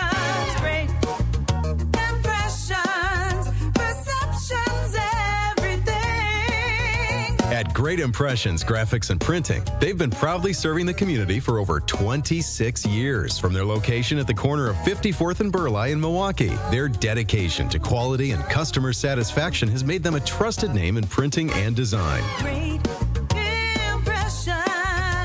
Great Impressions offer a wide range of services, including banners, posters, yard signs, business cards, programs, and postcards. Plus, they specialize in custom apparel printing, perfect for family reunions, sports outings, business promotions, and more. For your next project, visit greatimpress.com. That's greatimpress.com. Great Impressions. They're here when you need them. Great impressions, perceptions, everything.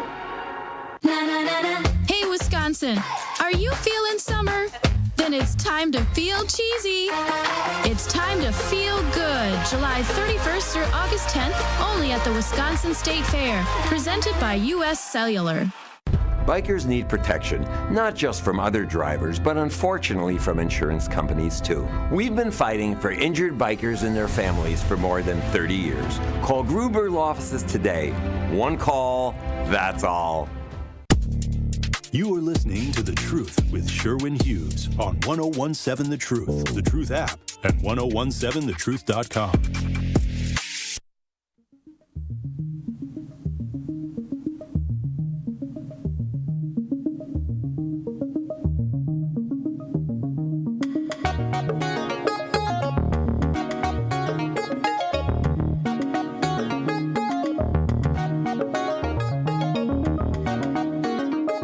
Not Really a City Girl brings up an excellent point, or question rather. How do you bring young, poor, and wealthy black people to the table to discuss policy or unity? What would be that common thread that could tie them together? It used to be equality, freedom, fairness, and justice. But because we are in a multi-tiered system where wealthy black folks feel like they don't need to work with or consort with or get any wisdom from black folks who are beneath them, I think that leaves us kind of stuck. The other thing is there's not really a lot of wealthy black people in Milwaukee. Like there's not a big enough class of wealthy black folks that we can pull wisdom from and that can resource the smaller initiatives in our community. We got to get money from white folks. And that's part of the problem. Because if we see a problem in our community, an issue, right, and we want to solve it, so you file a little paperwork, you get your 501c3, whatever it is, your grant funders is white folks. They are not going to invest and give grants and contribute their philanthropic dollars to eradicating problems in the black community they will maintain problems in the black community so there is no progress. Make people feel a little more comfortable and a little less violent in their adverse circumstances, but do not empower them. In fact, don't even teach them how to read. But we don't have rich black people in the city. We have a few, and they're tired. They really are. Wealthy black people, leave Milwaukee. How many rich black folks can y'all even name? And most of the ones that I can think of are affiliated with the church, and that's a whole nother paradigm and program that they follow. There's not many wealthy black people in Milwaukee because and there have been some, but they leave. So we don't even have our own brain trust and black wealth to pull from in a city that's 40% black. Ain't that crazy? Let's talk to Al. Hello, Al. I'm sure you have some contributions to the discussion today. Well, first thing I want to say, I think it's a combination. I think right now some of the parents have lost pride because some of our parents, whether they had nothing, they had pride, and that's always been the foundation to the family. Let's not forget about Scott Walker. I call him a.k.a. Jabba the Hutt from Star Wars, who stopped at Tago, because that would have really did something for the inner city. But, because he's bad body built, he thought he was going to, worsen the population. And then if you look at some of our schooling system where, they start removing resources like shop, engine, and certain things that would help the youth, focus on something. And then we have these duck mouth, Pinocchio nose heifers sitting on a sugar honey iced tea effing up all the money and sitting up there with their glasses on backwards looking just as dumbfounded, like they've been soaking in their own urine for 3 whole days and 16 nights. Oh, we don't know what happened to the money, but just give me some more because we're going to nickel and dime you like a crackhead. That's why they always cry after the drug is gone, but never before and during. And the other thing I wanted to say, too, black people always gave white people their space. Go ahead, get your own neighborhoods, get your drugs, take your incest, make your daughters run to the truck stops and have them babies while y'all doing these Amber Alerts. Take all that, but the problem is when black people had their own neighborhoods, they wanted to come burn it down. So if you whites want to get your own neighborhoods, hey, by all means, do you, boo. Okay, black people just want to be left alone, and we have no problem with white people moving in our neighborhoods. Just don't try to take over. We always welcome white people when they didn't even welcome us. So I don't know why people getting upset that white people want to have their own. Give them their own. And while they start in their own neighborhood, they can come right on over here on the north side and come get some of their transients that's out there on the corner by the gas station with them red blotches. The ones who holding up them signs talking about too ugly to be a stripper. Can you help me out while he run? Huh? I didn't know that they held up signs that said too ugly to be a stripper. Yes. Well, some of them said too ugly to be a stripper. Then they run on down Keith and be shooting up them straight shooters and all that coke and dope. They can get some of the mud kickers out there who look like Skeletor with the Daisy Dukes on with the hair for the halter tops. You can come take them too. And just leave us the hell alone. Because, see, where we are, we going to make it. But, see, they will go out their way, and they will go on their silos and plot and plan to bring us down. But here's the main problem. We ain't never been a problem. Whoever raised these people is their problem. You got to understand, some of them was urinated in a 5-gallon Handy Andy bucket, and a lot of them was the prize diversity. So they missed out on a bunch of wonderful experience. So now they put all their detriments that they mammy and pappy from these small rural towns that they put on their shoulders. Now they want to bring it to us. And when you look at what's going on in our neighborhood, that's called the redneck theory that came from England. Only thing black people got to do is give it back, and we can prosper, because there's a lot of resources out here, but some of these black people got to go find the resources and go through the resources to get what they want, because in this world, ain't nobody going to give you sugar, honey, iced tea. And one more thing, you talked about the rich wealth, the black wealthy. I wouldn't want nothing from the wealthy black folks, because they already look down on black people. See, they don't come to black people until their life go from sugar to sugar, honey, iced tea. And in the words of Aretha Franklin, when darkness falls, bridge over troubled water. But when your life goes from sugar to sugar, honey, iced tea, nobody's going to say a prayer for you. FUBITC, and Mr. Hughes, you can have this. You can say the last letter for me. Have a good day, everybody. Bye-bye. And take your God, too, because, hey, he probably on crack as well. Goodbye. But I forgot. Y'all 30% is why he's laughing all the way to the bank, and you're still waiting for your blessing. Now argue that. Thank you. Okay. Bye-bye. Bye-bye. All right, then. And one more thing. Surprised he didn't call back and add. I kill him dead if he hurts you. You are listening to The Truth with Sherwin Hughes on 101.7 FM. Don't go anywhere. I'll be back shortly.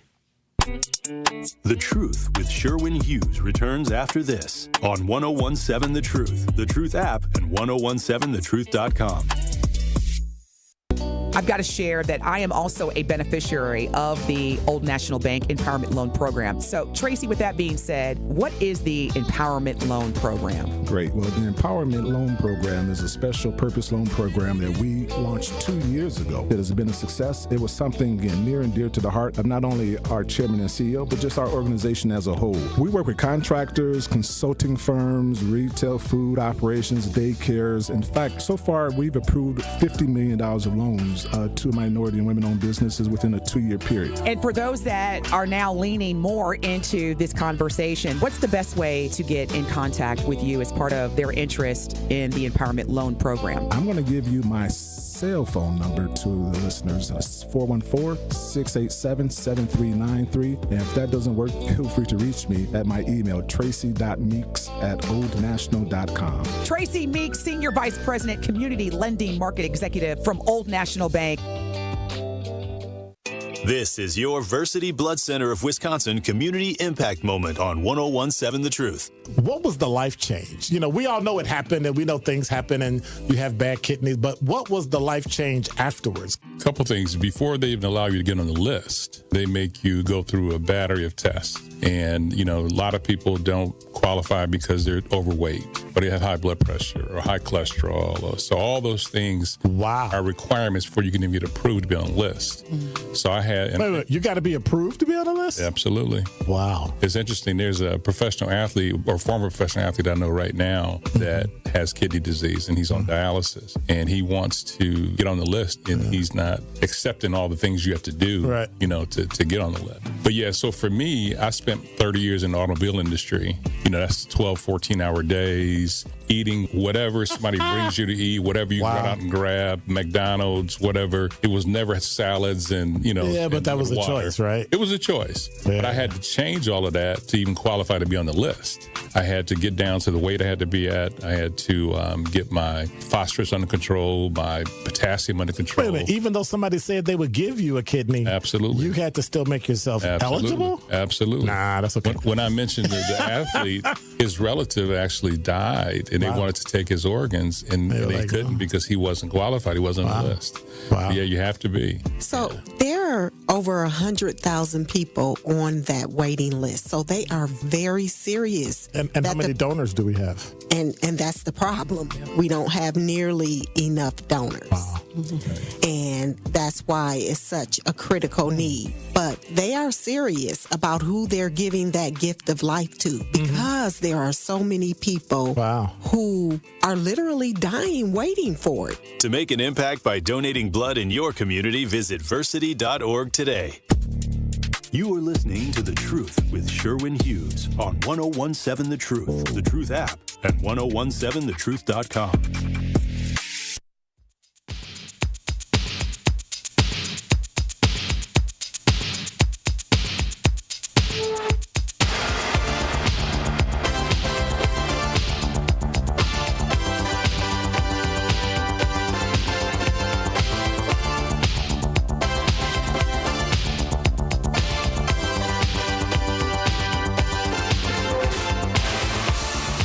phone number is 833-212-1017, 833-212-1017. Did you guys ever think for a second, if you just step back, I know we're very personally involved and personally invested in coming up with solutions for our community, and we're angry at the youth and we're angry at the parents and the lack of discipline, the lack of responsibility and the behavior. Like, we're mad at all of it, right? And we want it to be better. And then we get nostalgic and we remember a time when it wasn't this bad, or we weren't aware of it, or we remember a time when we didn't have the possibility of being damaged by the negative behaviors in our own community, right? We get nostalgic. You ever think for a second that they designed it to be exactly like this?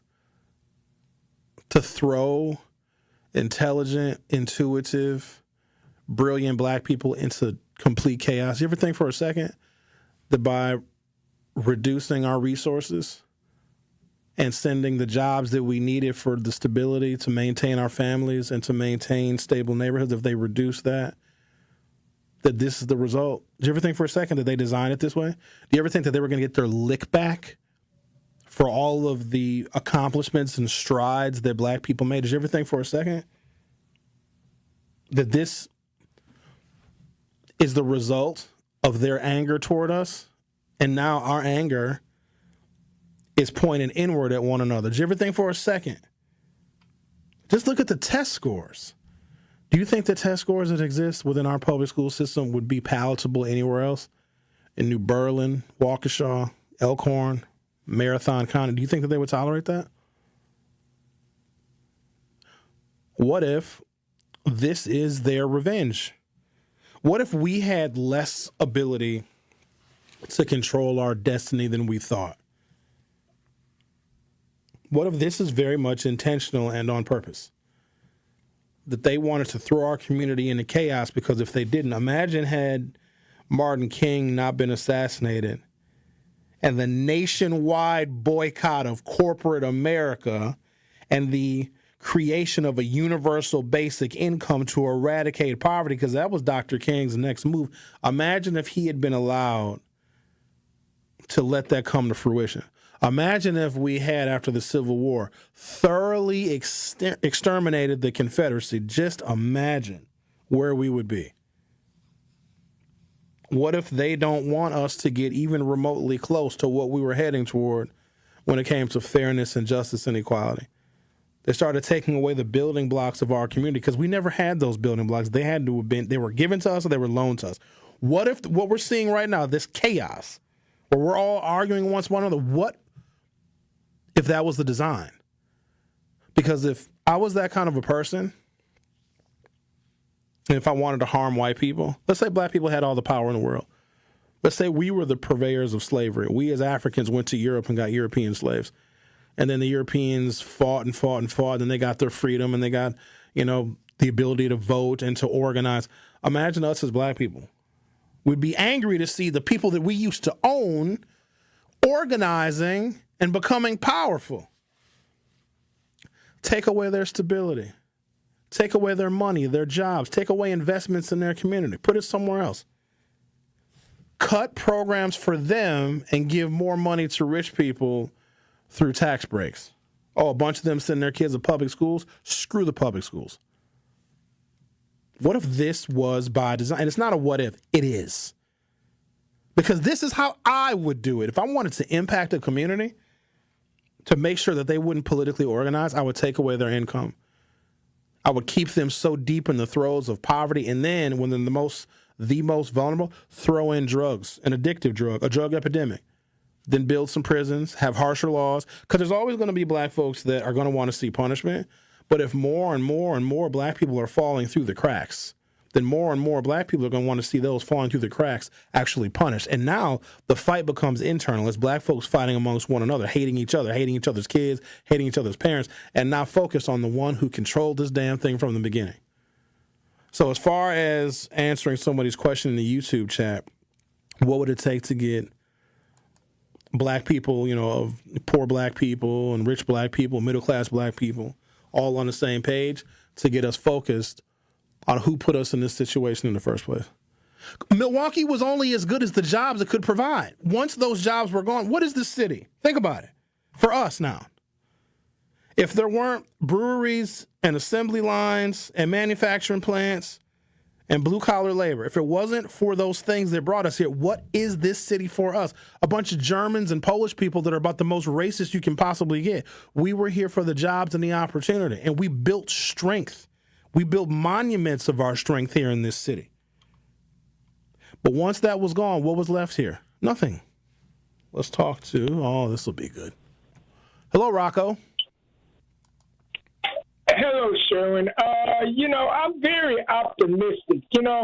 I think the next election in a year and a half, they'll have so many votes in the House and the Senate that if Trump vetoed, they could just override him and the policy would be enacted, I think. I'm just very optimistic. These Americans ain't going to change that much to where Trump is acting ridiculous. And I must say, beyond the mic, when you had beyond the mic, there was a young man that bought my stuff in and bought my stuff out. I really appreciate it. Chauncey. And I tried to, it was Sir Chauncey. And I tried to pay him and he wouldn't take it. He's a young man that actually, I believe, will become rich and he'll be a Democrat. And one thing that made me know I had to leave, your age in that table can actually drink and you don't look drunk. I had 2 beers. I said, let me get my old behind out of here. Y'all can drink and y'all can talk and have strong drinks in front of you and act and talk like you're not drunk. He told me to quit hitting the table. I said, let me get out of here. Bob, you were slamming your beer bottle on the table so hard that we thought you were going to break the glass, and that was only your second beer. Here's the thing, Bob. If you can't hang with the big dogs, then go sit at the kids' table, man. You said you ain't had no drinking. How long was the last time you drank, Bob, before Beyond the Mic? I feel bad because you was over there drinking. You had to get smart, didn't you? You just had to. Tell me, no. Tell the listeners what you told me that night. When was the last time you had you a little sip of that hooch? When was the last time? 40 years ago. I mean, I can't hold no liquor. We know. Y'all can drink. Bob, we didn't think you made it home. We didn't. We was like, oh yeah, if y'all ain't heard from Bob, we ain't never gonna see him again. 1.5 beers, you over here slamming beer bottles on the table like you ain't got good sense, now. You at Mr. B's. That's my friend's spot. You can't be slamming them glass bottles on them tables now. What's wrong with you? Sherwin, listen. You talk to the president and the vice president, the most strongest people in the world. And they could outdrink you too. Joe Biden could outdrink you, man. You are a VIP person. So some people will not ever give you credit for that. That is a big deal. On that, but you're still aggravated. I will talk to you later, sir. No, you won't. Thank you, sir. Let me get off this phone. Doggone it. Hold on. I will get off this. If a kid. I ain't never in my life seen a person have that much trouble hanging up a phone than Bob. He's probably drinking some of that Sherwin's Breeze. Now, I'm glad he didn't have none of those. There was a lot of liquor in those. You know what Bob was drinking? Miller. He had a 1.5 Miller beers and was drunk as a little one-armed skunk. Mad slamming dog. his beer bottle on the damn table like he ain't got no damn sense. And over here getting mad at me. Sherwin, it's your fault I'm over here drinking. Bob was having a good old time. He was kicking it till he realized, uh-oh, the room is spinning. Starting to feel a little woozy. And here's the thing. I know he didn't go home. He took his ass right down to that casino. I know he did. I already got him know. a little room with a little a little dipperoni. I wouldn't doubt it. That's what Bob does. And he always loves to pay people. He always trying to give somebody some money. Bob, I'm going to advise you, if you're still listening, and I know you are, stop always trying to pay people. And Bob be having cash, like knots of cash in his pocket. Bob, somebody going to knock you in the head now and take your little money. You need to stop pulling your money out all the time and trying to pay people. Sometimes people are just nice, Bob. Sometimes they just want to help you out because they feel sorry for you. You ain't got to pay everybody. Last time he came here, every woman that he sees here at Good Karma Brands or at 1017 The Truth, he pulls out money. Did I tell y'all that Bob Western Union me some money because I wouldn't take money? He just a sugar daddy looking for a sugar baby. I'm not. You don't got to get no damn money to me.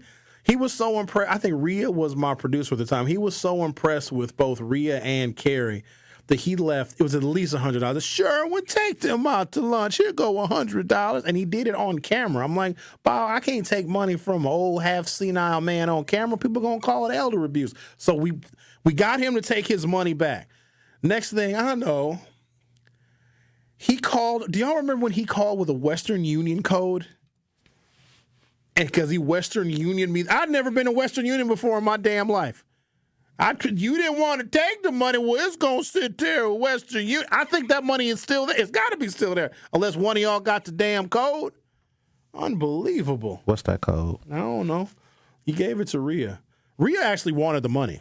I'll take the money too. That's $100. Nah, you don't take no money from him. All money ain't good money now. That's old man money. Bob used to have all sorts of very difficult jobs to get that little bit of money he got. I got to take a break. Getting frustrated over here. What if this is by design? Throwing our community into chaos because we never really controlled our own destiny. It felt like it. It seemed like there was a period of time where African American progress was unstoppable in many different areas and arenas, in sports, in entertainment, and music, art, and science. And then I think white nationalism got afraid. Because if we continue down our positive trajectory and other people joined us, we would have the ability to overthrow the powers that be in this country. That is how the American Revolution literally started. And one thing America wants to do is prevent a revolution of us. They want to prevent our revolt. They'll revolt like they did in January 6, 2021, but they want to prevent our revolution. And I think that they're throwing us into chaos because once you remove the reason why African Americans came to the upper Midwest in the first place, look at what's left. The jobs that were lost in Detroit in the auto industry. Now we make half of our car parts in Canada and Mexico. Look at what happened to Gary, Indiana. Look what happened to Chicago. And even here in Milwaukee, Wisconsin. The reasons why we arrived, they took them away, and that destabilized our communities within 20 years. And now we're fighting amongst ourselves trying to figure out what we're supposed to do, like all of this is our fault. We didn't send our own jobs overseas. And you might have a good job, and some of you do. Does your employer that's maybe located in the city of Milwaukee invest in the youth? Are there opportunities for the youth? Are there summer job programs for the youth? Do they contribute to youth activities? Does your job you work at have an internship program? Oh, they do? How do they recruit black youth to be interned at the company in which you work at? And if none of those things exist, then I think you know what the root of the problem is, and it's not us. The Truth with Sherwin Hughes will be right back. The Truth with Sherwin Hughes returns after this on 1017 The Truth app, and 1017thetruth.com. Get the beat of the Bucks straight from a fan favorite and Bucks legend. Welcome to the fantastic voyage. Marcus Johnson, the captain of this vessel. Tap into Here District with Marcus Johnson, a Bucks Plus audio production. My first mate, Chris Johnson, the only father and son tandem. Your weekly pulse on the Milwaukee Bucks and conversations with the biggest names in basketball. This week on the pod, Marcus and his son Chris talk to Hall of Fame NBA writer Mark Stein. Find Here District now on Bucks.com/plus, the Bucks app, or wherever you get your podcast. It's 1017 The Truth's Dr. Ken Harris for Pella Windows and Doors of Wisconsin. For windows with the strongest resilience, you need the Pella Experience. The Pella Experience Center in Brookfield lets you see, feel, open, close, and compare dozens of windows and door options from 7 different Pella lines side by side. A friendly expert can go over Pella's endless possibilities for all price ranges, from colors to hardware to custom designs, ensuring you get the best possible look for your home. Pella truly believes that quality windows and doors don't have to be expensive. With a range of affordable options and products assembled in the U.S., you get the look you want at a price you can afford. Stop by soon, because if you order by July 31st, you can get 0% interest for up to 5 years. Certain restrictions apply. Visit the Pella Experience Center in Brookfield. It's off Blue Mound Road, kitty corner to Cops, or schedule your free in-home consultation today at PellaWI.com. Health starts early. Outreach's Healthy Starts, Healthy Hearts will bring together experts to help you shape your child's lifelong physical and mental well-being. Whether you're an expectant parent or provider, this event is for you. The event is free at our Capitol Drive location and open to all families. Call 414-727-6320 to register today. That's 414-727-6320. Outreach. Healthcare with Heart. Ready to buy your first house, move into your forever home, or simply refinance? At Associated Bank, they've got you. With the right lending plan and guidance, you can achieve your dreams. Your financial goals are closer than you think, and Associated Bank is excited to help you reach them. Learn more at associatedbank.com/lending or ask a banker for details. Subject to credit approval, member FDIC, equal housing lender. Hey, Wisconsin, are you feeling summer? Then it's time to feel cheesy. It's time to feel good. July 31st through August 10th, only at the Wisconsin State Fair. Presented by U.S. Cellular. Gruber Law Office. One call, that's all. One call, that's all. One call, that's all. One call, that's all. One call, that's all. Gruber Law Offices. One call, that's all. One call, that's all. You are listening to The Truth with Sherwin Hughes on 1017 The Truth, The Truth app, and 1017thetruth.com.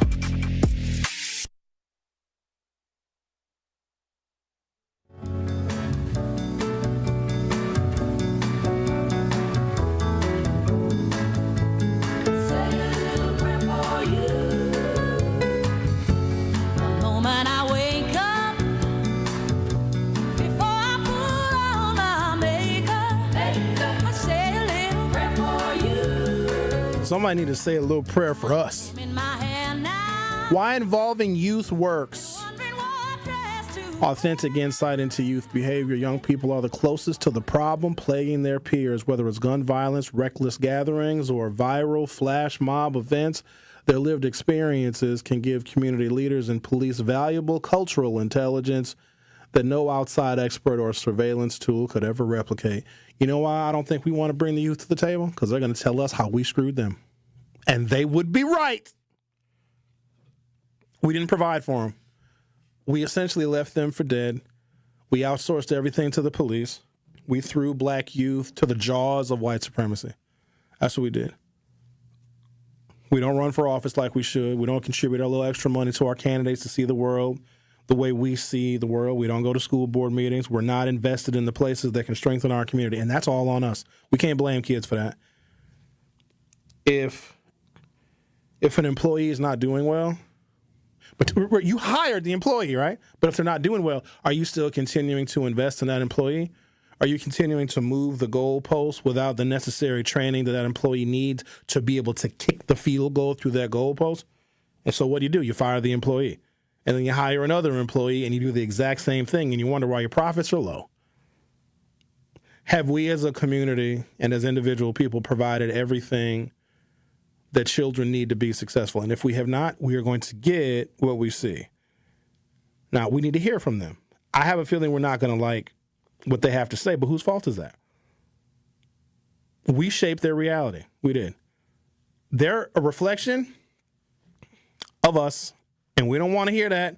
We want to pretend that black children are entities unto themselves, like they were born and now they have the ability to make their own decisions and be totally responsible.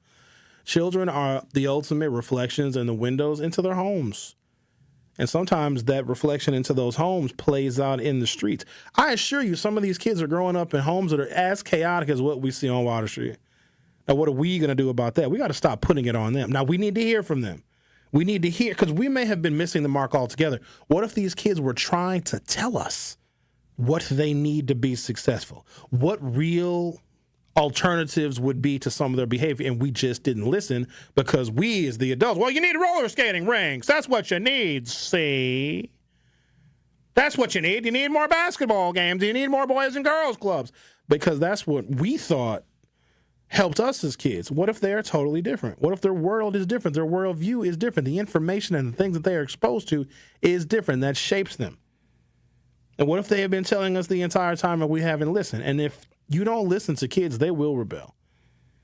Now, we have to look to the police, unfortunately, to solve a problem of our very own neglect. And I'm just being honest.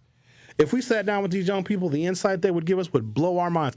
They would use concepts and terminologies that we wouldn't even think they know. I have a feeling that they are much more articulate in explaining their issues and their problems because they're still looking to us. And we've basically given up on them.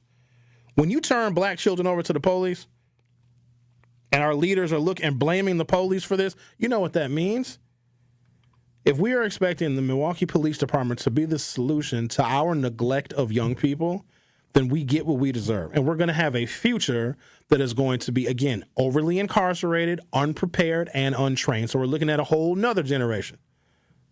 And when these young people right now that are being neglected and are under-resourced and we're not paying attention to what they're telling us, what do you think is going to happen when they have kids?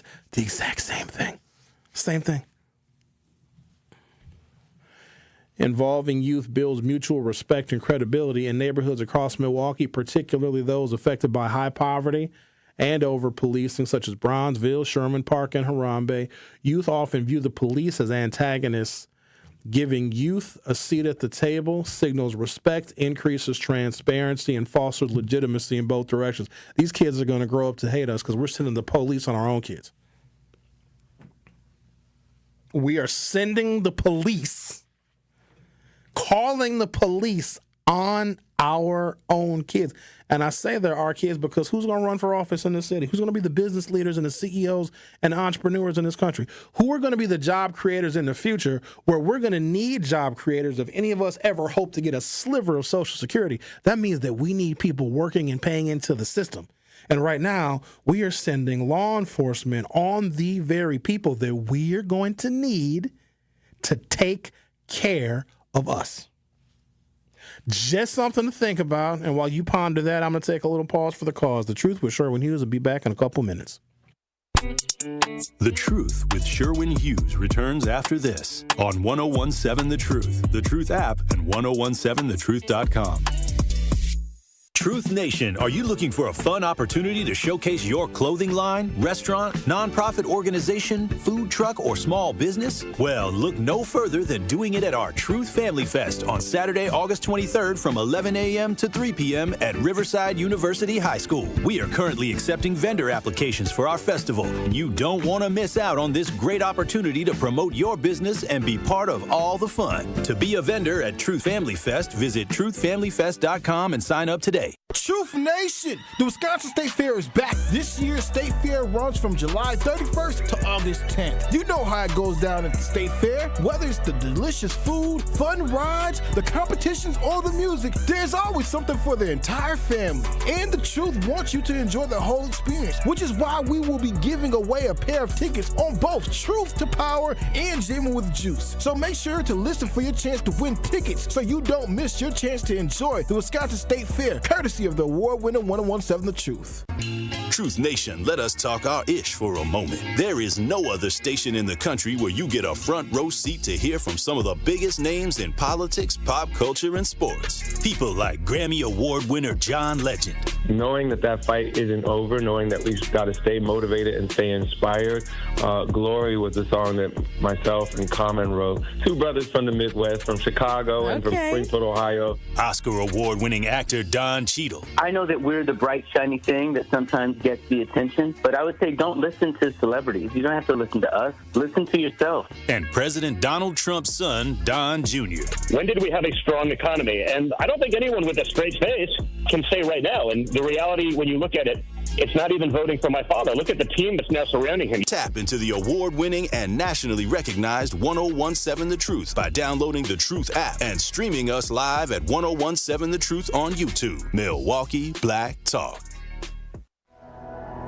The more you listen to your kids, the closer you'll be. So we asked kids, what do you want your parents to hear?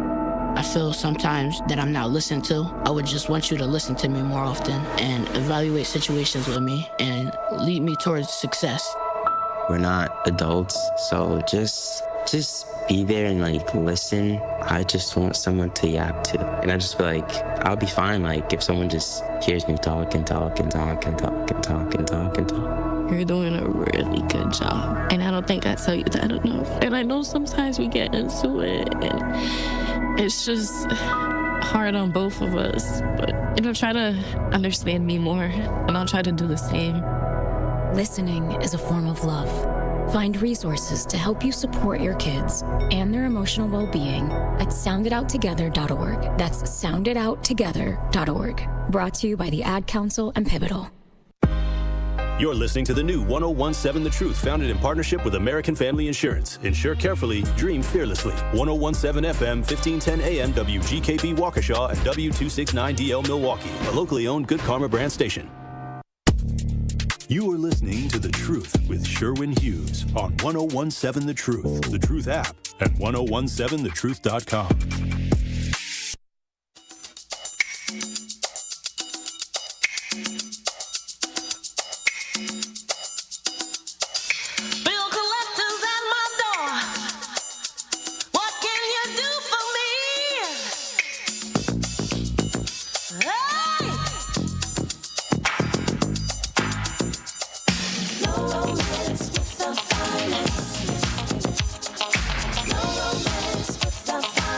Welcome to Hour 3 of The Truth with me, Sherwin Hughes. No romance without finance, Rick. You got to have a JOB if you want to get with me. Let's talk to Lisa, shall we? Hello, Lisa. How are you this morning? I'm doing fine, Sherwin. How are you? I'm doing all right. Well, ain't nothing going on but the rent, Lisa. I don't have no rent. I don't have no mortgage. You ain't got no mortgage? No. Your house is paid for, Lisa? Yep, it is. You got to have a J-O-B if you want to be with me. Ain't nothing going on. Ain't nothing going on but the rent. I'm sorry, Lisa. That's just one of those jams from the 80s that every time I hear it, I get a little fired up. Well, they can give me some on his car note. They can give me that if they want to. Man, insurance. If your biggest monthly expense is your car note and your insurance, that's a lot better than a car note, insurance, and a mortgage or rent. You're doing all right. But been there, done that. So that's past tense. All right, that's not what we call. That's not what you call to talk about. We're talking about a lot of very heavy things this morning. Do you have anything to contribute? I know that. Yes, I do. That's why I enjoy Al's comment.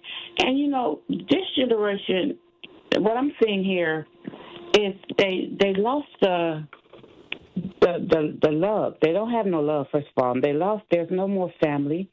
You look around. Where's the family reunions? We don't even have family reunions no more. We're just not together anymore. But can we talk about, because I don't want this to fall squarely on on black people because black people didn't do this alone. We didn't go from being tight-knit and having family and community and a sense of stability to not having it. There were some things that were unraveled through no fault of our own. I think they saw our progress. They saw the political strides we were making and the social strides we were making. Just from between 1946 and 1980, you had 1% of African Americans going to college, and that went up to 25% in a very short period of time. We were getting more educated. We were getting more involved. We were much more in tune, and they had to stop that. America has never wanted black people to be equal, ever. And so they've taken away all of the things that they gave us that gave us the ability to try and get on par with them. So we can't just blame ourselves for that. And what happens is the system became self-replicating.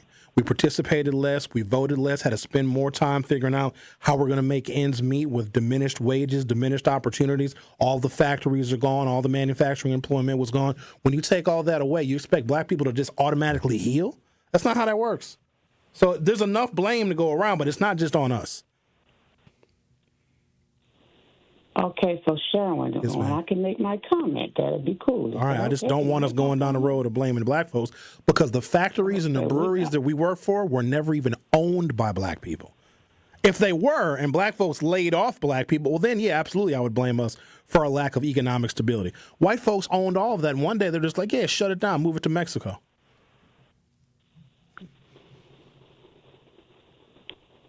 Okay. So, oh, God.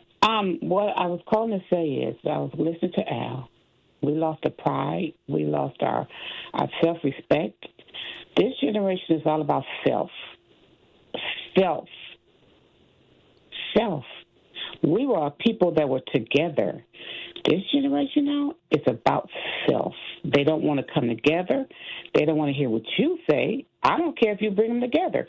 They don't want to hear what you say. They can spew out what they feel and what they say, but it is what they feel and what they're going to do. Like the community meetings, we're going to get together, to the teenagers to talk to them, what their opinion, what they're thinking. But there are so many already there. But the difference is, we got the positive teenagers there, the positive youth that's gone, like the young men, they come and help me. They 2 or 3, I get her, help me out my door to get out the car, help me to the elevator. Young men that are positive. Will the negative ones be there? Will the young man that say, I only come here to see for the violence, will he be down there? No, he want to see violence. He don't want to hear anything positive. So how are you going to bring a negative and a positive together? You got to bring them two together first.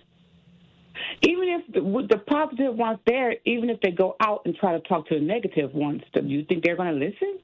Do they want to listen? Do they care to listen? So we're talking to the positive youth, and they're listening, and they want to hear what we have to say too. But it's the negative ones. Those are the ones that we have to bring to the table because we're not going to get any meaningful progress. How do you bring them to the table, Sherwin? Sherwin, how do you bring them to the table? You know how many youth-serving organizations that is? You know how many of these kids are on probation or on parole? We can mandate their participation in things as a part of their probation, their parole, and their sentences. There's things that we can do. The problem that we're having is we are outsourcing all of these social issues to the police. We are selling out our own kids. Now, back to what you said a little while ago, you said that everybody is about self. We're all out for self. We're very selfish. If you can't make ends meet, you can't feed your family, you have to be for self. You can be for community and contribute your additional time in this thing called leisure time when you have money and a solid mainstay of consistent employment. If you don't have that, Lisa, literally everything falls apart. And the reason why those jobs don't exist and the reason why they took the trades out of the schools, that's not us because they wanted to stifle our progress. Now, yes, we do play a role in all of this, but if we don't have the things that can create stability, which we got from them, then everything goes haywire, and that is exactly where we're at right now. Guess what? Our progress is stifled, and they are winning. Let's talk to Scott. You're on 101.7 The Truth. Thank you for holding. How are you? I'm doing fine. Thank you very much. I really do agree with you between, for instance, let's just say the 1970 through 1980. Milwaukee was really prosperous with manufacture opportunities for someone such as myself, just say fresh out of high school. Got hired at a company called Kearney & Trucker, which is now Quad Graphics on Highway 100. Matter of fact, my father retired from that company. Alice Chalmers, A.O. Smith, all of those foundation companies that built Milwaukee are gone. There's no trade opportunities in the school. There were when I was in high school. But to make it short, I am like what you call the last of the baby boomers. The generation right below me, they have to fend for themselves. They don't believe in what the Trump organization is basically trying to do to all Americans that's in poverty. Not just picking on black people, but all Americans. However, if you don't work, you can't survive. There's nothing for anyone to do as far as the particular generation after me. However, the bright side of this is that the generation that's like 20, 21, they don't even believe in Social Security. They want to fend for themselves as entrepreneurs, which is great. However, I just want to make that strong point concerning all of the opportunities, for instance, in Milwaukee, Wisconsin, and the United States, Detroit, Illinois, were shipped overseas, and now we're left to fend for ourselves. Thank you, I'm Scott. just glad that I made to be the last of the baby boomer. Thank you. Appreciate your call. That makes all the sense in the world to me. We cannot outsource the social problems that have arisen from the impact of deindustrialization on black people on the police. There's one cop for every 375 residents. Now, if you add in the different agencies, the different organizations, the different philanthropies and charities, they all need to be at the table as well because they're getting paid to help us with these solutions, but for some reason they're not there. So there is a way in which we can gather more intelligence about how to combat the problem. Ultimately, the problem started with deindustrialization. And so it's interesting now because we're telling black kids, oh, go get involved in the trades. Well, they could be involved in the trades, but now they got to pay for it. It used to be right there in their schools. You can have experience in the trades and have enough experience to where you can get a job directly out of high school, have a wage that could support yourself and your family. And then as far as men go, then you were a much more attractive mate, a much more attractive partner because men have fallen by the wayside because we don't have the ability to earn because the mainstays of industrial employment are all gone. They destabilize our communities, and this is the result. I just want us to be aware of that. Now, there's a role that we can play in doing better and being much more participatory. Absolutely. But we didn't do this to ourselves. Like, when did you think America ever loved black people? Did you think that they were going to let us just continue to organize and get better and get stronger and get more rights and get more opportunity? Did you really honestly think that? Did you really think that white America was going to say, oh, well, the slaves beat us. Let's just let them have everything that we have. Never. Never. There are powerful white people and white forces in this country who will, until their dying day, will make it their life's mission to make sure we are never equal with them. And then a figure like Donald Trump comes along and makes sure that it does not happen. So, yes, we play a role. But the greater society, I think, played a more significant role. During the mid-20th century, manufacturing jobs provided black workers with relatively stable employment, decent wages, and a path to the middle class, especially in cities like Milwaukee, Detroit, Chicago, Cleveland, and Pittsburgh, Pennsylvania. As factories closed or moved overseas, these jobs vanished. Black workers who had only recently gained access to those positions due to civil rights gains were often the first to be laid off. With the disappearance of unionized industrial work, black families lost not just income, but also benefits like health insurance and pensions. This led to increased poverty, housing instability, and food insecurity. I'm not done. Deindustrialization hit urban centers the hardest, places where black populations were concentrated due to decades of segregation and discriminatory housing policies. As jobs left, unemployment soared, especially among black men. This created cycles of long-term joblessness and underemployment. And from that, a new culture begins to arise. I'm not done. Factories supported local businesses, churches, and social organizations. As jobs disappeared, so did the tax base and the consumer spending that sustained these institutions, including other smaller black businesses. Schools, parks, and public services suffered, further eroding community instability. I'm still not done. Economic desperation contributed to increases in crime, which in turn fueled aggressive policing and mass incarceration in black neighborhoods. This further destabilized black families and communities. Shall I continue? I'm sorry, what? Should I?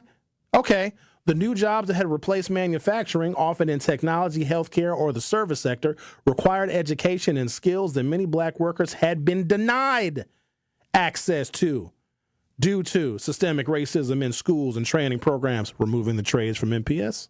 Suburbanization of jobs also meant that work was physically further away from black communities with limited transit options. Let's cut the bus routes. You want any more? You want another taste? Let me give you another little pinch of salt. The loss of good jobs and community resources set back wealth building and social mobility for generations. The effects of deindustrialization are still visible today in persistent wealth gaps, concentrated poverty, and under-resourced neighborhoods. In summary, deindustrialization stripped black communities of economic security, destabilized neighborhoods, and deepened racial inequality, consequences that continue to shape American cities. And if you think the police are going to solve that, then we get what we deserve. Let's talk to Keisha. You're on 101.7 The Truth. How are you? Hey, Sherman. You speaking the truth. I like hearing from you 2 days in a row. I like that now. No, for real. Because I feel like that lady has said, I'm going to touch on the subject just as far as the youth and everything, and they don't want to do this and that. I'm going to keep it short. I feel like they just need better role models. Like, people back in the day, we had way better role models because they know back then, like, it was so important to get our education, like you had said yesterday. Knowledge is power. Like, I just stress the fact so much that knowledge is power. If you smart, you can do whatever you want. Like, don't let these white people try to hold you back. Like, no, because like you said, if you don't think that America is still racist, you got to be a fool. Can I say damn on the radio? Yes. Hold you back, like, no. You can be a damn fool if you think America is not racist still. This is crazy, and I'm 25 years old. This is crazy. Thank you, Keisha. We love you very much. Welcome. You keep fighting the good fight, Keisha. You heard her. She said damn twice. She said, this is crazy. Why is 25-year-old Keisha having to remind us about racism?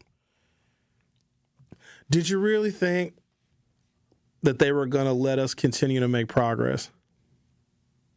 Like, honestly.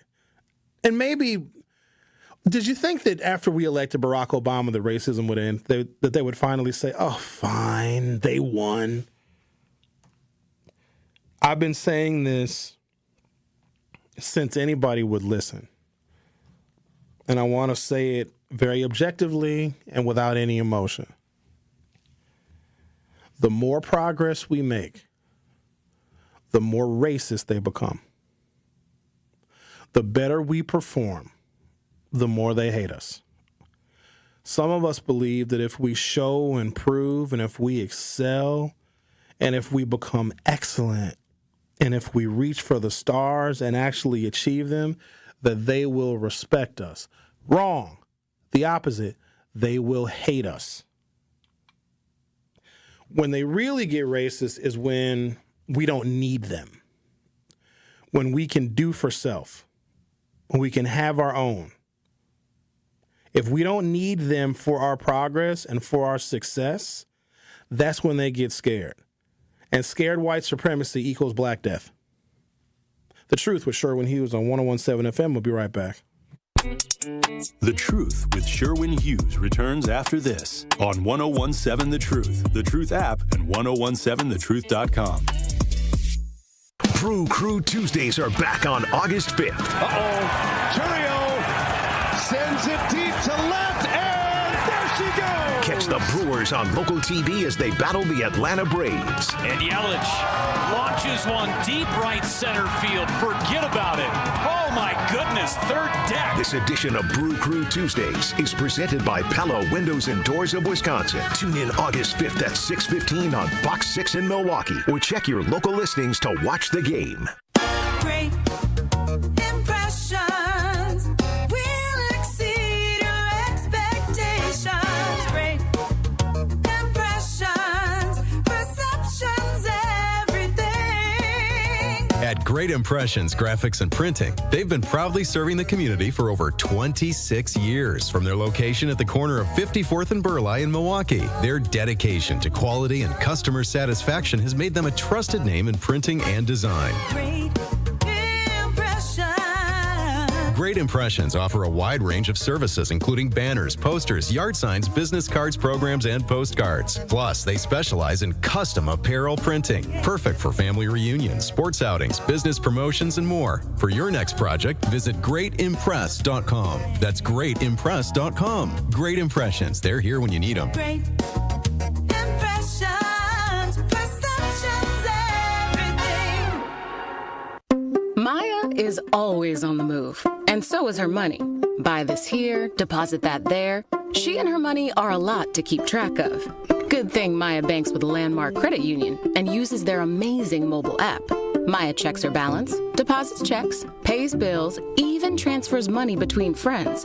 So while Maya is coming and going, she can see her funds coming, going, and, best of all, growing. Landmark Credit Union. Banking made easy. Insured by NCUA.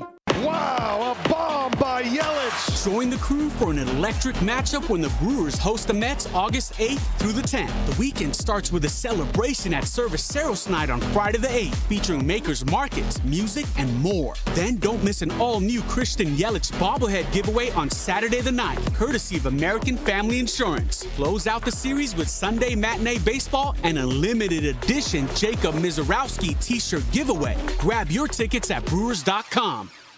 Need health care but don't have insurance? City on the Hills Health Clinic offers free medical care, mental health counseling, and dental hygiene services for uninsured and underinsured Milwaukee residents. They're on a mission to end generational poverty in all its forms, and you can be a beneficiary of it. If you've got a heart for Milwaukee and qualify as a Milwaukee resident, take advantage of City on the Hills Health Clinic today. Just visit cityonthehillmke.org. That's cityonthehillmke.org. City on the Hill, hope, healing, and health for our city. Visit City on the Hill today. You are listening to The Truth with Sherwin Hughes on 1017 The Truth, The Truth app, and 1017thetruth.com.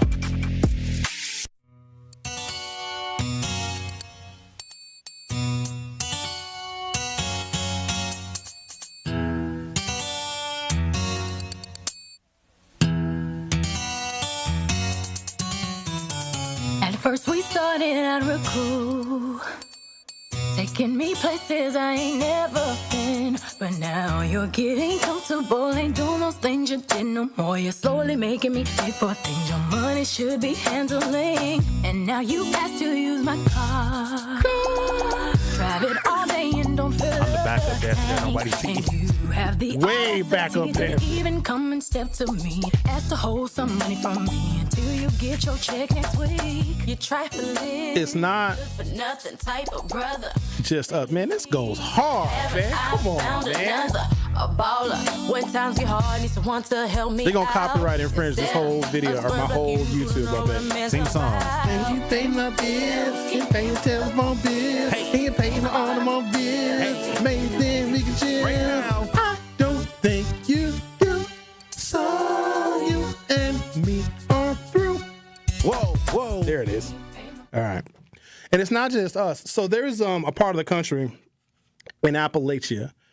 It would be like southern, southeastern Ohio, northeastern Kentucky, and West Virginia, where coal mining fed entire regions.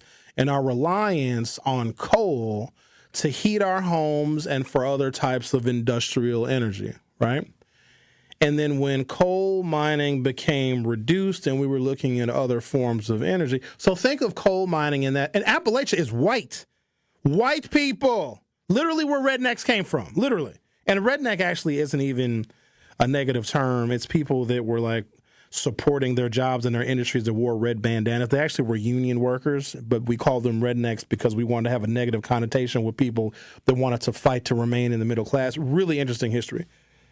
And so as we deindustrialize coal, think of that as the same way as us deindustrializing factory employment and breweries and all sorts of things here in Milwaukee. And what happened to those communities? Heroin! They fell apart too.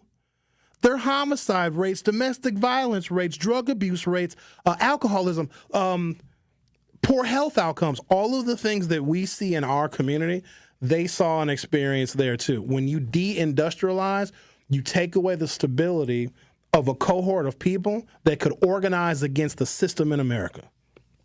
There is no good damn reason why there are people that have trillions of dollars. Where do you think that money came from? You think they're that smart? I'll be honest with you. I know a lot of rich people. 3 of them are smart.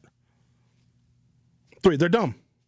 They're dumb and Donald Trump is the best example. You think he deserved that money? You think Donald Trump was smarter than everybody else? He ripped everybody else off. He got money from his daddy.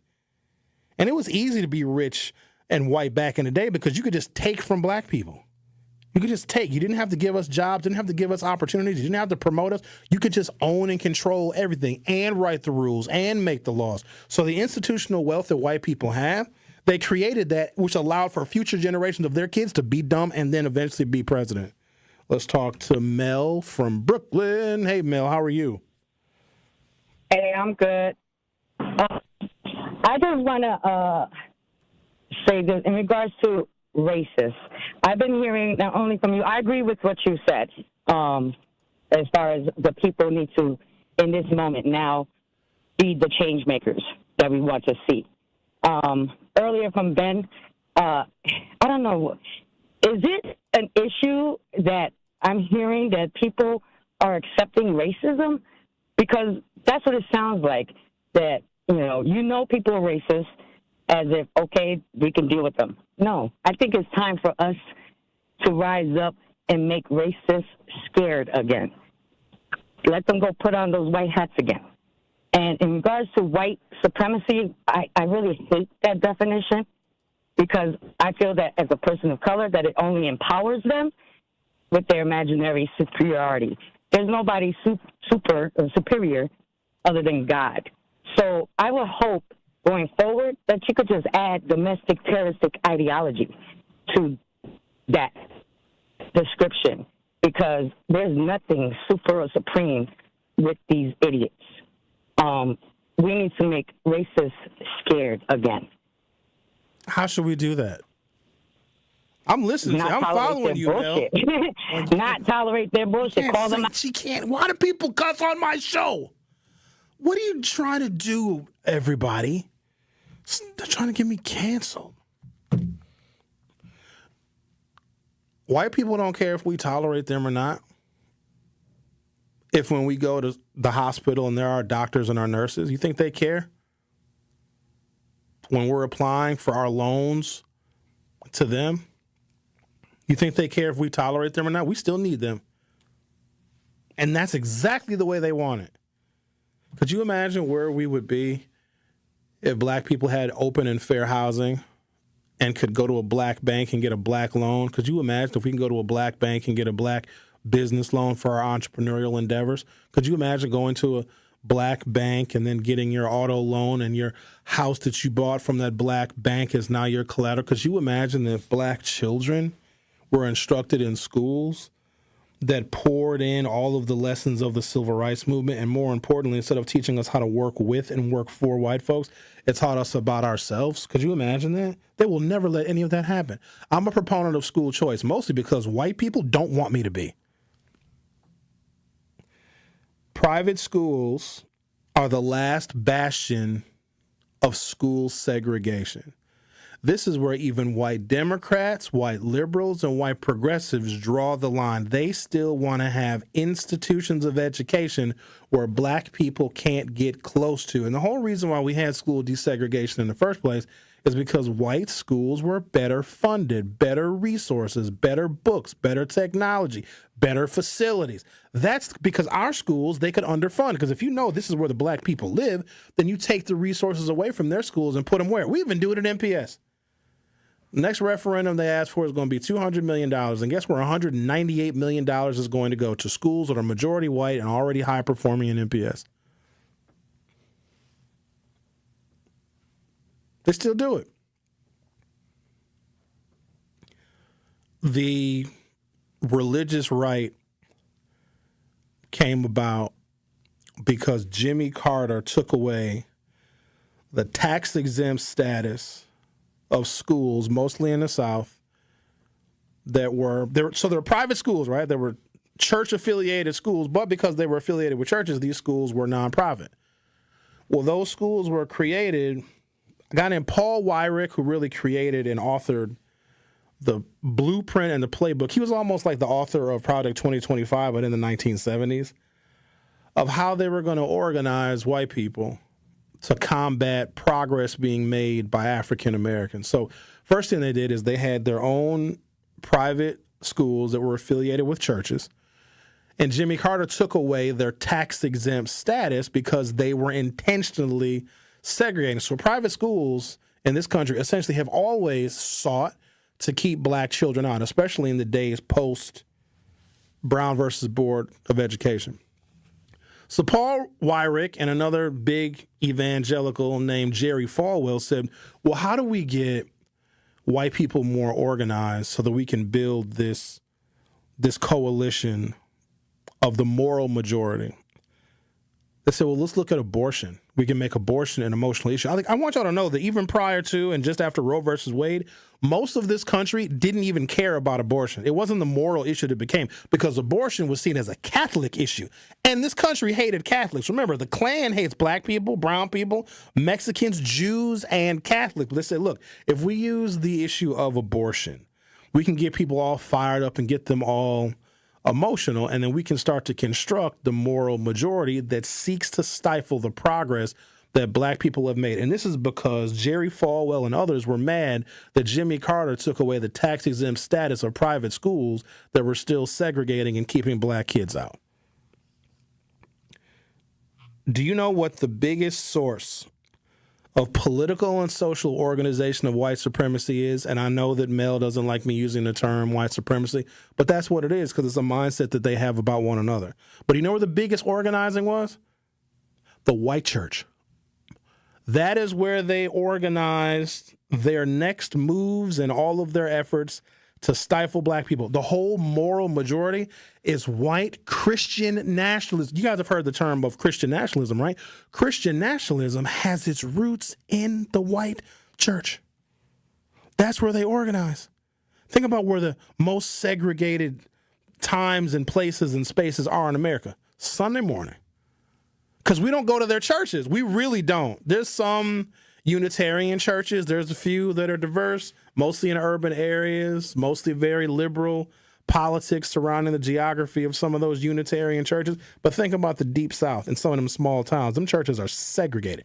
That is where white folks went to organize their next political moves against black folks. But guess what? We as black people did it too. The church has always been our place where we have organized our political moves, where white folks did it there too. Ronald Reagan took advantage of it. George Bush took advantage of it. The moral majority is Christian nationalism organized to be racist.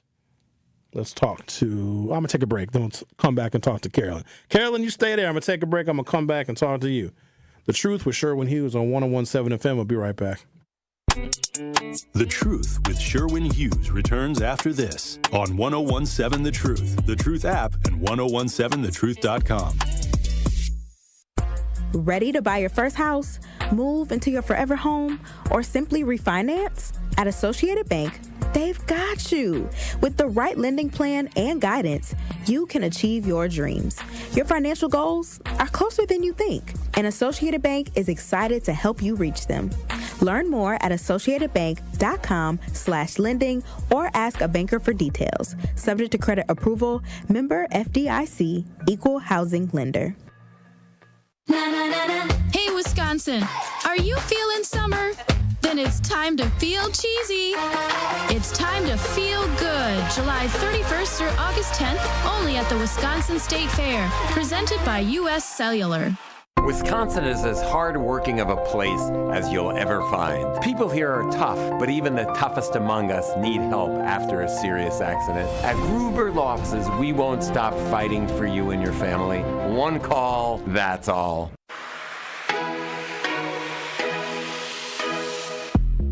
It's time for Truth Takes, a thought-provoking commentary on the award-winning 101.7 The Truth. Here is Dr. Ken Harris with his truth. Juneteenth signifies the occasion in 1865 when the final enslaved blacks in Texas were notified of their liberation 2.5 years subsequent to the Emancipation Proclamation. The moment when 100% of victims of slavery finally recognized their liberation indicated the principles of the U.S. Constitution came to be universally applicable. This represents a success for Black Americans and a subsequent and significant point in American history, highlighting the nation's alleged dedication to liberty and justice for all. The recent verdict in the murder of Sade Robinson serves as a reminder of the enduring evils and oppression we still face. Despite independence, numerous Blacks still encounter exploitation, and they are masquerading as freedom. Commemorating Juneteenth compels us all to acknowledge these realities and compel the nation's past and promote a truthful national narrative. Juneteenth, along with the murder conviction of the disgusting individual who killed Miss Robinson, serves not merely as a celebration, but also as a summons to action.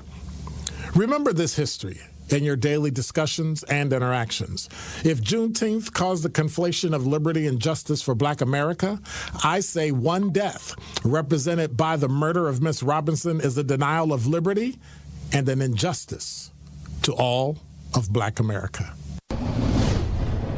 This has been Truth Takes on the award-winning 1017 The Truth. Listen to The Truth in the Afternoon with Dr. Ken Harris, weekdays from 4 p.m. to 6 p.m. You are listening to The Truth with Sherwin Hughes on 1017 The Truth, The Truth app, and 1017thetruth.com.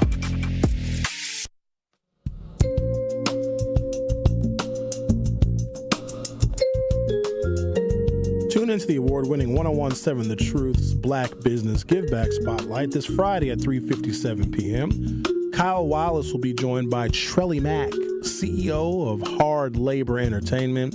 They will discuss Trelly's thriving clothing brand and how he went from entertainer to a successful clothing designer by networking with the right people. So tune in to the Black Business Giveback Spotlight with Hard Labor Entertainment this Friday at 3:57 p.m.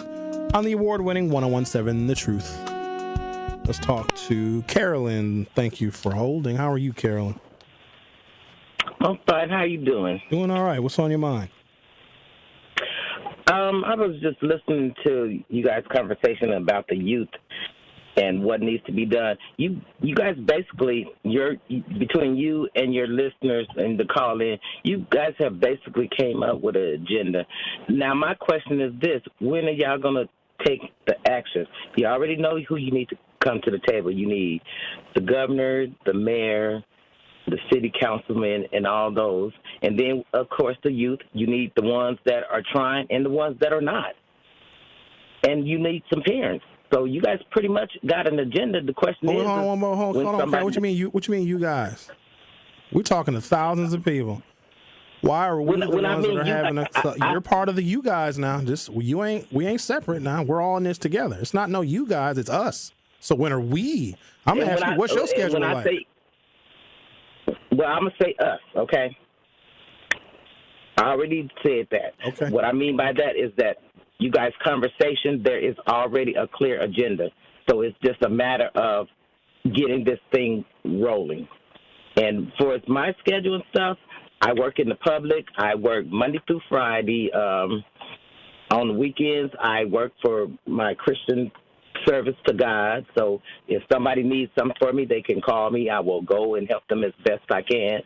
So basically, I'm on call 24/7 because my higher calling is I work for the Lord. We all do. And so I think we're all busy. We all have other stuff we got to do. People got families. They got other obligations. And I get it. People are very busy. But let's not wonder who is going to help implement this agenda if, we're all busy and we all have our other higher callings. That means ain't nobody left to do the work, right? We're all busy. No. People ain't just sitting around. We need every single person that hears this program that has any kind of interest whatsoever to give whatever little bit of time that they have. But if we just let people say, well, I'm too busy, well, it ain't nothing going to get done.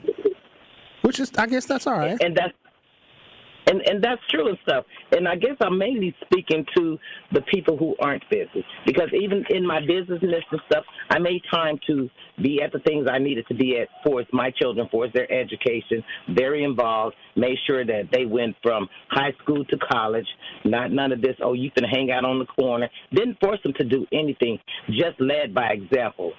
They saw, hey, mom and dad got up, went to work every day.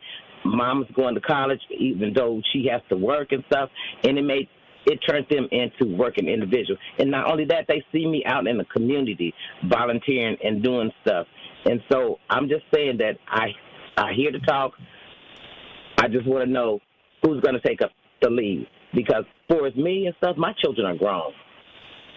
I don't even have a reason to. Do you still live in the Milwaukee area? You're still concerned about what's going on? Do you still have a level of sympathy for what's going on with our people? And do you have a level of concern for our future?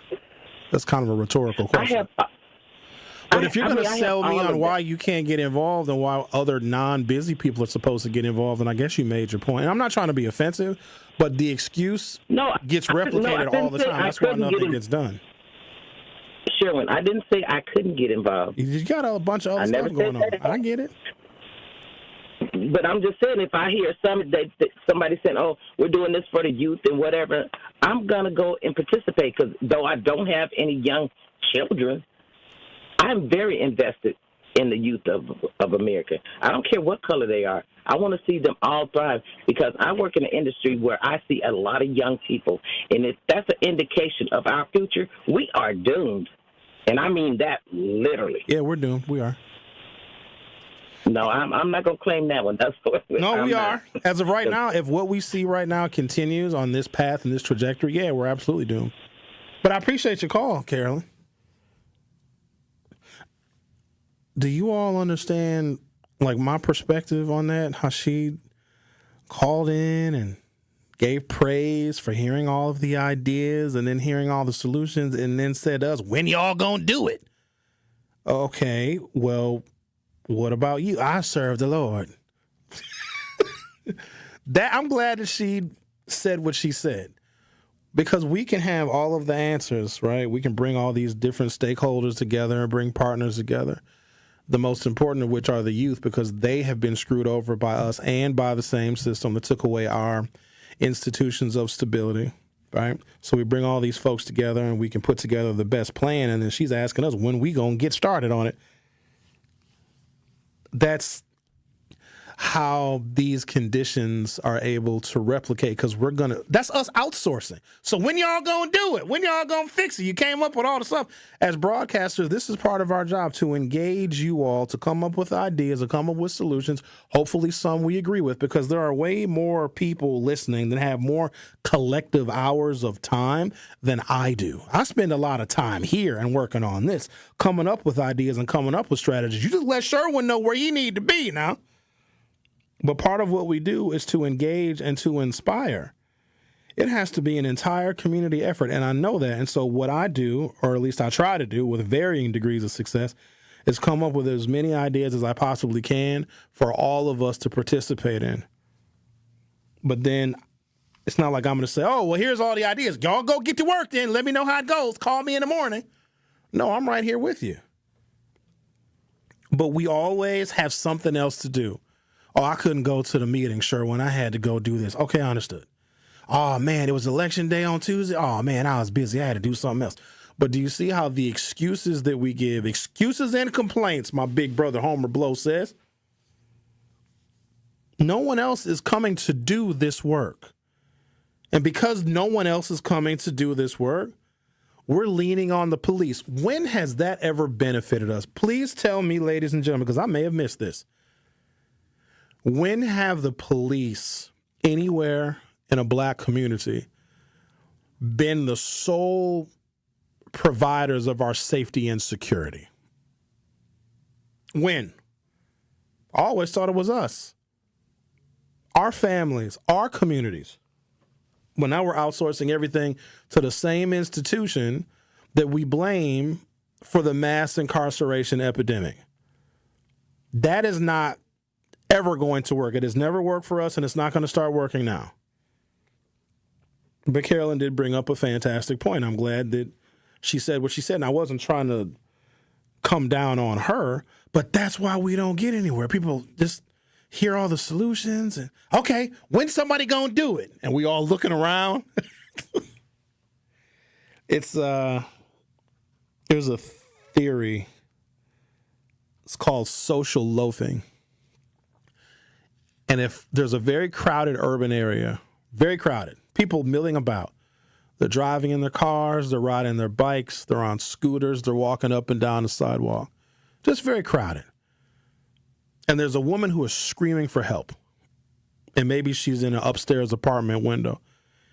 And remember, this is a very crowded urban area. There's people on bikes, people driving past with their windows down, people on scooters, people walking. And there's a woman who is screaming at the top of her lungs for help.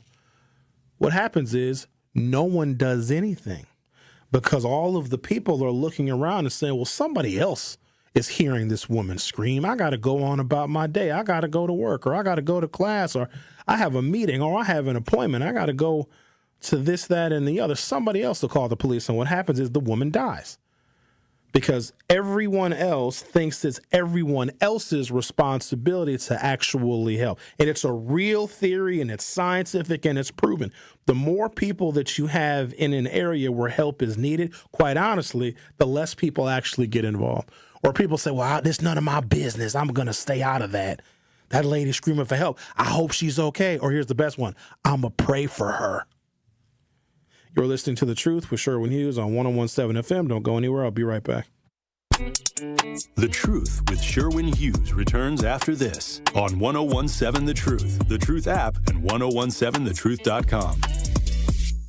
Truth Nation! The Wisconsin State Fair is back. This year's State Fair runs from July 31st to August 10th. You know how it goes down at the State Fair. Whether it's the delicious food, fun rides, the competitions, or the music, there's always something for the entire family. And The Truth wants you to enjoy the whole experience, which is why we will be giving away a pair of tickets on both Truth to Power and Jamming with Juice. So make sure to listen for your chance to win tickets so you don't miss your chance to enjoy the Wisconsin State Fair, courtesy of the award-winning 101.7 The Truth. It's 101.7 The Truth's Dr. Ken Harris for Pella Windows and Doors of Wisconsin. For windows with the strongest resilience, you need the Pella Experience. The Pella Experience Center in Brookfield lets you see, feel, open, close, and compare dozens of windows and door options from 7 different Pella lines side by side.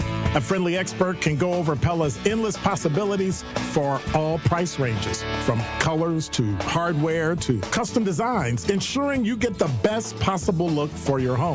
Pella truly believes that quality windows and doors don't have to be expensive. With a range of affordable options and products assembled in the U.S., you get the look you want at a price you can afford. Stop by soon, because if you order by July 31st, you can get 0% interest for up to 5 years. Certain restrictions apply. Visit the Pella Experience Center in Brookfield. It's off Blue Mound Road, kitty corner to Cops, or schedule your free in-home consultation today at PellaWI.com.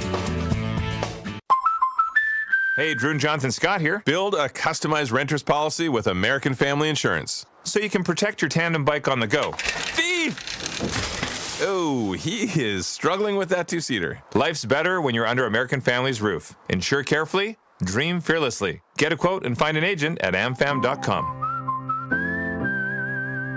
Some exclusions may apply. Products not available in every state. American Family Mutual Insurance Company, SI and its operating companies. 6000 American Parkway, Madison, Wisconsin.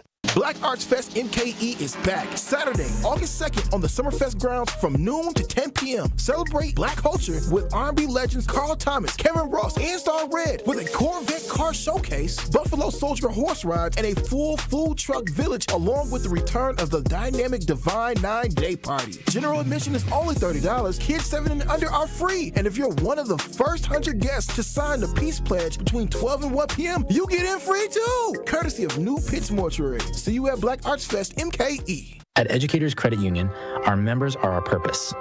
As a credit union, we're more than a financial. We're people helping people. We aren't concerned about profits or the bottom line of shareholders, because our greatest reward is you achieving your financial dreams through lower rates, free financial resources, and award-winning member service. Experience more heart and less hassle by making the switch today. Achieve more at ECU.com. Educators Credit Union. Achieving more together. Insured by NCUA. Membership eligibility required. You are listening to The Truth with Sherwin Hughes on 1017 The Truth, The Truth app, and 1017thetruth.com.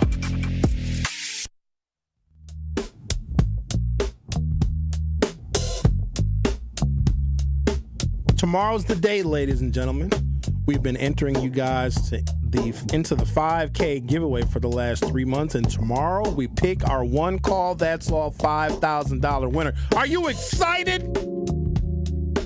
Somebody had to remind me that Reginald won the $5,000 last time, and it was on my show. He wasn't even excited. Reggie, are you in the chat right now? What did you do with your $5,000? He said he was going to rent a car and take a bunch of veterans to Kentucky or something. We've heard some very creative uses of the $5,000, but that one took the cake. So tomorrow, make sure you tune in to Truth to Power with Kyle Wallace from noon until 1 so you don't miss your call. Because if we call you and you don't answer, we're not leaving a message. We're not saying, hi, this is 1017 The Truth. You won 5 Gs. No, we're not. We're going to go on to the next person. Again, that is the big Gruber $5,000 giveaway tomorrow on Truth to Power with Kyle Wallace and the award-winning 1017 The Truth. So we've been entering you all for 3 months. Tomorrow somebody gets pizzade. $5,000. What to do with 5 Gs? Here's what I would suggest. Not that you're going to listen to me. Pay off your debt. Especially if you have high interest debt. Start paying off some of that debt. Now it's cutting into your income. Because you got to be able to put some money away. You got to be able to save some money. I would highly suggest that you guys invest privately. Like 401ks are stupid. Don't do a 401k. Don't let that be your primary source of retirement income. 401ks are more for like our parents' generation. I don't like 401ks. There's other investment vehicles where you can have much more control over your financial future. And also, 401k assumes that everyone is going to have the same needs in retirement. I don't even know what my needs in retirement are. I think I might go to Thailand. I've seen some of the videos of expatriates that leave the United States, black expatriates, that leave America for good and go to Thailand. I give me a Thai girlfriend. Hell yeah, I would. What you mean no? Hell yes, I would, Rick. Really, a Filipino girlfriend, a Thai girlfriend, or a Vietnamese girlfriend? No, sorry, I love you long time. Is that racist? I love you so much long time. But I'd love her back long time. We would love each other both long time. It's not racist if we're loving each other equally long time. I love you long time. Okay, maybe a little racist. But I'm being respectful with my racisms. All right, what do we got here? Here we go. Read you guys what police actually do so we'll stop outsourcing our social problems and inequities to them. Police presence increases, fail to prevent violence due to fundamental misalignment between police functions and violence prevention mechanisms. Police respond to crimes after they occur, not before. Traffic enforcement and arrest procedures don't address root causes of violence. Investigation work happens post-incident, offering zero preventative value. Officers lack training in conflict de-escalation, mental health intervention, or community mediation. Studies show minimal correlation between police density and crime reduction. And to somebody who said earlier in the YouTube chat that, we wanted to defund the police and now we need more police. Did nobody want to defund the damn police? There are certain situations where a police officer and an arrest is not necessary. There are other trained professionals that went to school and are technicians and aren't specialized. They're specialized in certain types of conflict de-escalation. The police are not. They are there to make an arrest. Everybody don't need to be arrested. Most violent crimes occur in private settings where police presence is completely irrelevant. Increased patrols often displace crime geographically rather than reducing it. Community trust decreases with heavy police presence, reducing cooperation and tip reporting. Police departments consume 20 to 40% of city budgets. Officer salaries, benefits, equipment, and overtime costs escalate rapidly. So for each officer that we get, that is money that is cut from a program that could be preventative. Each additional officer costs taxpayers between $100,000 and $150,000 a year. Administrative and legal costs for misconduct further drain resources. There was one point where we were paying $20 million to settle lawsuits because of Milwaukee Police Department's malfeasance. So all of that money comes from somewhere. So what program are we going to defund? What nonprofit is not getting renewed? What mentoring program has to go belly up because we are trading that mentorship program for like 12 police officers? Funds diverted from education, mental health resources, job programs, and housing all go to fund police officers. These social services demonstrate measurable violence reduction. Community-based intervention programs cost a fraction of police expansion. Investment in economic development addresses poverty-driven crime much more effectively than hiring more police. The reactive nature of policing makes it structurally unsuited for violence prevention while consuming resources that could fund evidence-based prevention strategies. So basically, the more police we call for, and remember, Act 12 requires us to have a minimum number of police in the city of Milwaukee. Fair enough, there's nothing we can do about that. We were put in a very, very bad spot financially here in the city of Milwaukee. Act 12 is what Act 12 is. But for every additional police officer, we are moving further and further away from investments in programs that actually help prevent crime. So remember, for every cop that we see, that was something that was defunded that could help prevent the crime that would require that officer to respond in the first place. So we have to have a measured approach. But really the missing piece is us and bringing our youth to the table and asking them what they need where we have missed the mark. But then also, if we're talking about solutions, people can't say, oh, wow, those all sounded real good. I hope somebody in our community works to implement those. Everybody has an excuse not to get involved. But then at the same time, if you have that excuse not to get involved, don't complain about what you see. Don't expect somebody else to do the work. And that's crazy because we are a community, in my opinion, that has one of the strongest work ethics I have ever seen. We really can't afford to be lazy. We can't. We're hard workers, always have been.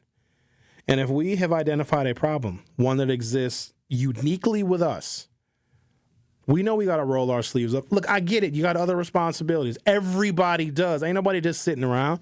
And if we think the people who are, quote unquote, sitting around doing nothing are the ones that are going to take up the mantle of this next generation of organizing, we have it twisted. Because you know the people that are sitting around doing nothing, they're depressed. That's why they're sitting around doing nothing, because they physically cannot. We never thought about that.